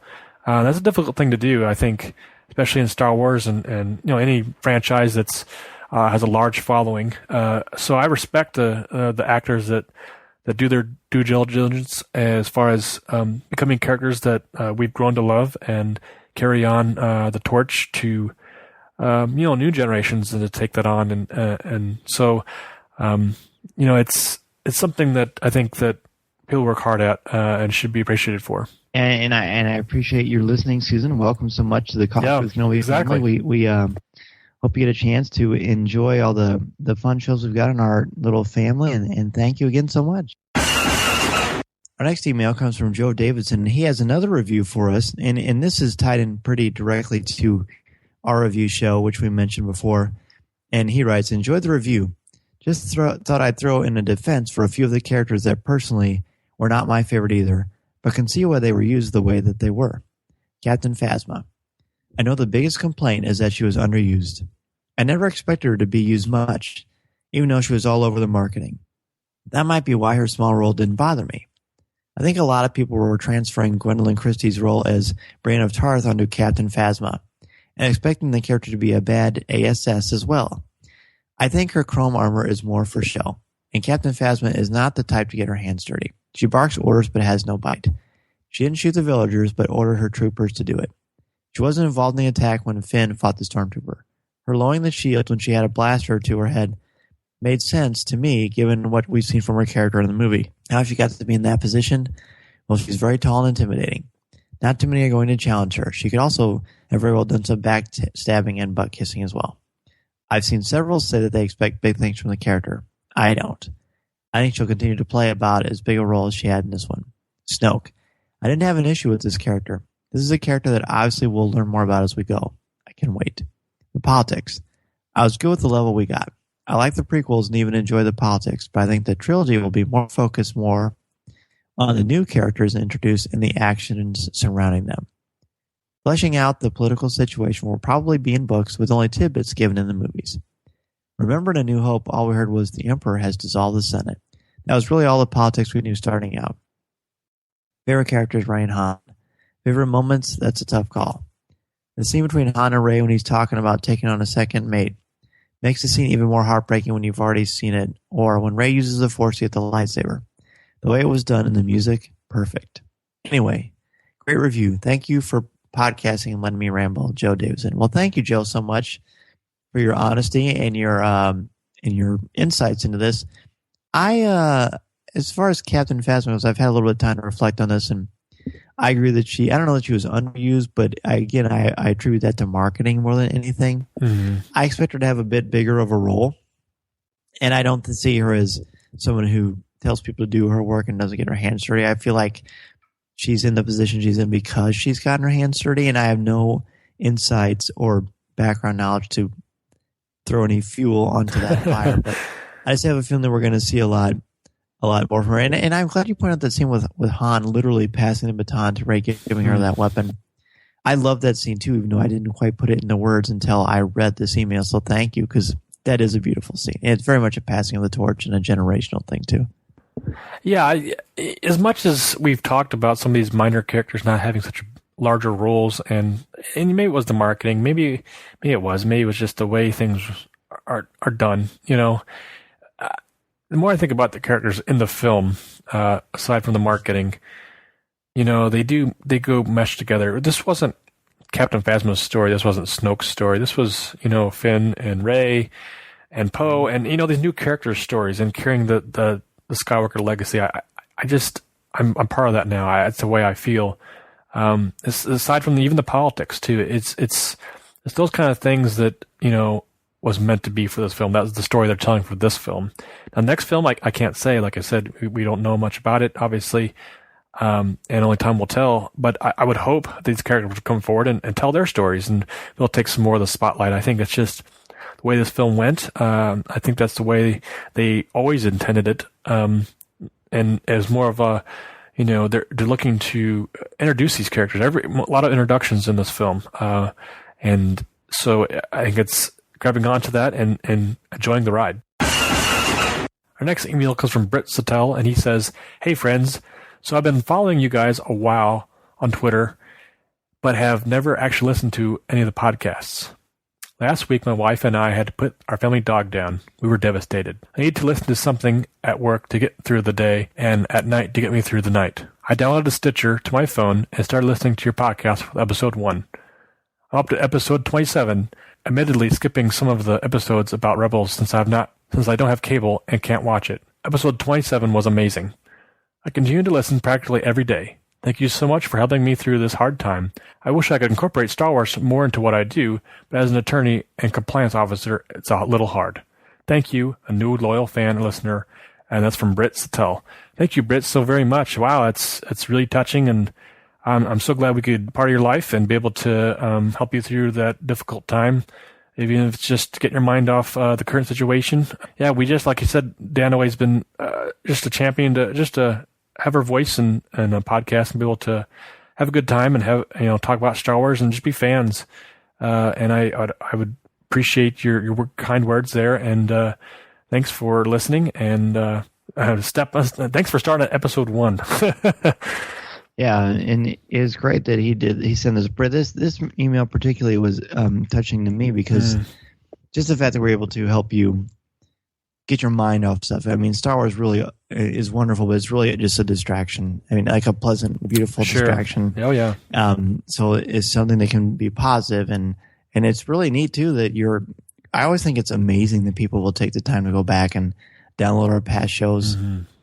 And I'm not sure in this email where Britt is at now in the listening, but it's great. Welcome to the Coffee with Kenobi family, and you'd be surprised how much you can incorporate Star Wars into your professional life. I mean, as a teacher, it may seem at first blush to be easy to do, but it can be challenging because, as Anthony Bresnikan said on our coffee chat, man does not live on Star Wars alone. So even little references or ideas and the motifs and metaphors in Star Wars are so relatable in so many ways. So anything, any ideas you have or ways to incorporate that is a lot of fun. And again, thanks so much for joining the Coffee with Kenobi family. Our last email comes from Jeff Wiley, and he had a question for us, and he writes, "Hey guys, I've been listening to the podcast for a while, and I really enjoy them. I have a question that I have had for a while, and I thought you would be a great person to ask this to. I'm of the belief that once Disney established their own canon, that the Legends books will be discontinued completely. My preferred book format is electronic, but this belief has prevented me from purchasing Star Wars books in anything but print format. I believe this will take place by the time Episode 9 hits theaters. In your opinion, am I being paranoid, or do you or anyone else in your circle believe this to be a very real possibility? Thank you in advance. Keep up the great work, Jeff Wiley." And Jeff, to me personally, I don't think that they're going to do this. And again, it's not, this is maybe semantics, but it's not that Disney established their own canon. It's more that Lucasfilm said, because Lucasfilm calls the shots, trust me. Lucasfilm calls the shots. And they said, hey, the movies and Clone Wars were canon, Rebels is too. Now everything going forward, we have our story group, it's all going to be canon. The Legends books have always been legends. They've always been wonderful. And for that reason, I don't think they're going away, whether it's electronic or paper, because they still make money. And they're still good stories. And we're seeing now with The Force Awakens and with Rebels and the comics and things like that, that they're borrowing and mining rather heavily from the Legends line in beautiful, poignant ways. So I think, Jeff, again, I don't have any insights into this per se officially, but I don't think that the Legends books that you enjoyed are going anywhere. Well, I'll just quote a famous character from Star Wars that said something recently that really touched me.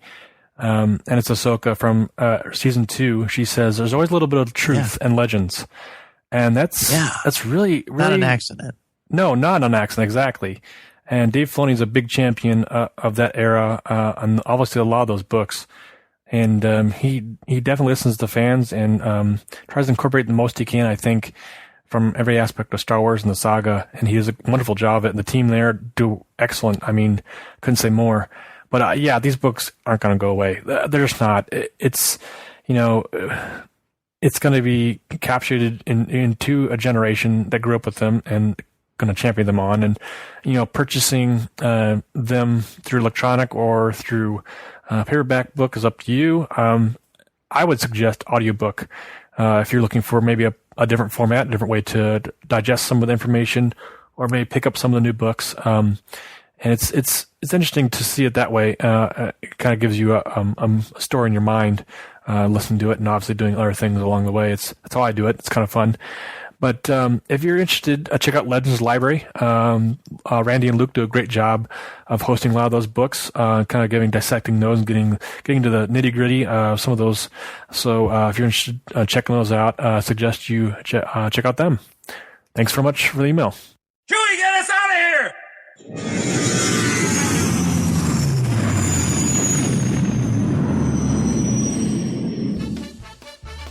If you would like to respond to our question of the show, have a comment, or just want to say hello, send us an email or MP3 at feedback@coffeewithkenobi.com. Or if you have a specific question or comment for either of us individually, email us at danz@coffeewithkenobi.com or coryc@coffeewithkenobi.com, or visit us at coffeewithkenobi.com and click on the Contact Us section or comment on one of the stories featured on the site. If you enjoy the show, please write a review in iTunes or Stitcher. You can also like the show on Facebook at facebook.com/coffeewithkenobi, as well as keep up to date at our Twitter feed at Coffee with Kenobi. You can also find us on Tumblr at coffeewithkenobi.tumblr.com. If you enjoy the jazz music, the album is Eye to Eye by Steve Torok. Give the evacuation code signal. That's it for show number 51 of Coffee with Kenobi. A huge thank you to Bethany Blanton and Professor Trites for joining us and discussing feminism in Star Wars. Be sure to listen and subscribe to Star Wars Report for in-depth analysis of Star Wars news. And for more information on feminism, be sure to check out our links to Roberta's books in our show notes. A special shout out to Connor Daniels, Joe Taylor, Dennis Keithley, Angela Souse, Neil Lowry, Mediocre Jedi, Mike Winder, Daniel, Aaron Harris, Mark Suter, Jesse, and Mike Audette for their contributions to our Coffee with Kenobi Patreon page. By supporting our Patreon page, you help our show in so many ways. You can also win a Coffee Chat podcast of your own. Check out our webpage or the show notes for more information. You can also support our show through our Amazon.com, Fandango, Cufflinks.com, Her Universe, and Zak Designs affiliate links on the site. Thank you for your generosity to our Coffee with Kenobi family. Thanks also to our media specialist, Lisa Dillard, our Coffee with Kenobi bloggers, Nick DeCalandria, everyone who contributed to this show, and to all of you out there who listen and email Coffee with Kenobi. Don't forget to send us your comments and opinions on the topic for show number 52, the impact of The Force Awakens. This is the podcast you're looking for. This podcast is not endorsed by the Walt Disney Company or Lucasfilm Limited. It is intended for entertainment and informational purposes only. The official Star Wars website can be found at www.starwars.com. Star Wars, all names, sounds, and any other Star Wars-related items are registered trademarks and or copyrights of Disney and their respective trademark and copyright holders. All original content of this podcast is the intellectual property of Coffee with Kenobi unless otherwise indicated. There's no one here. Move along. Move along.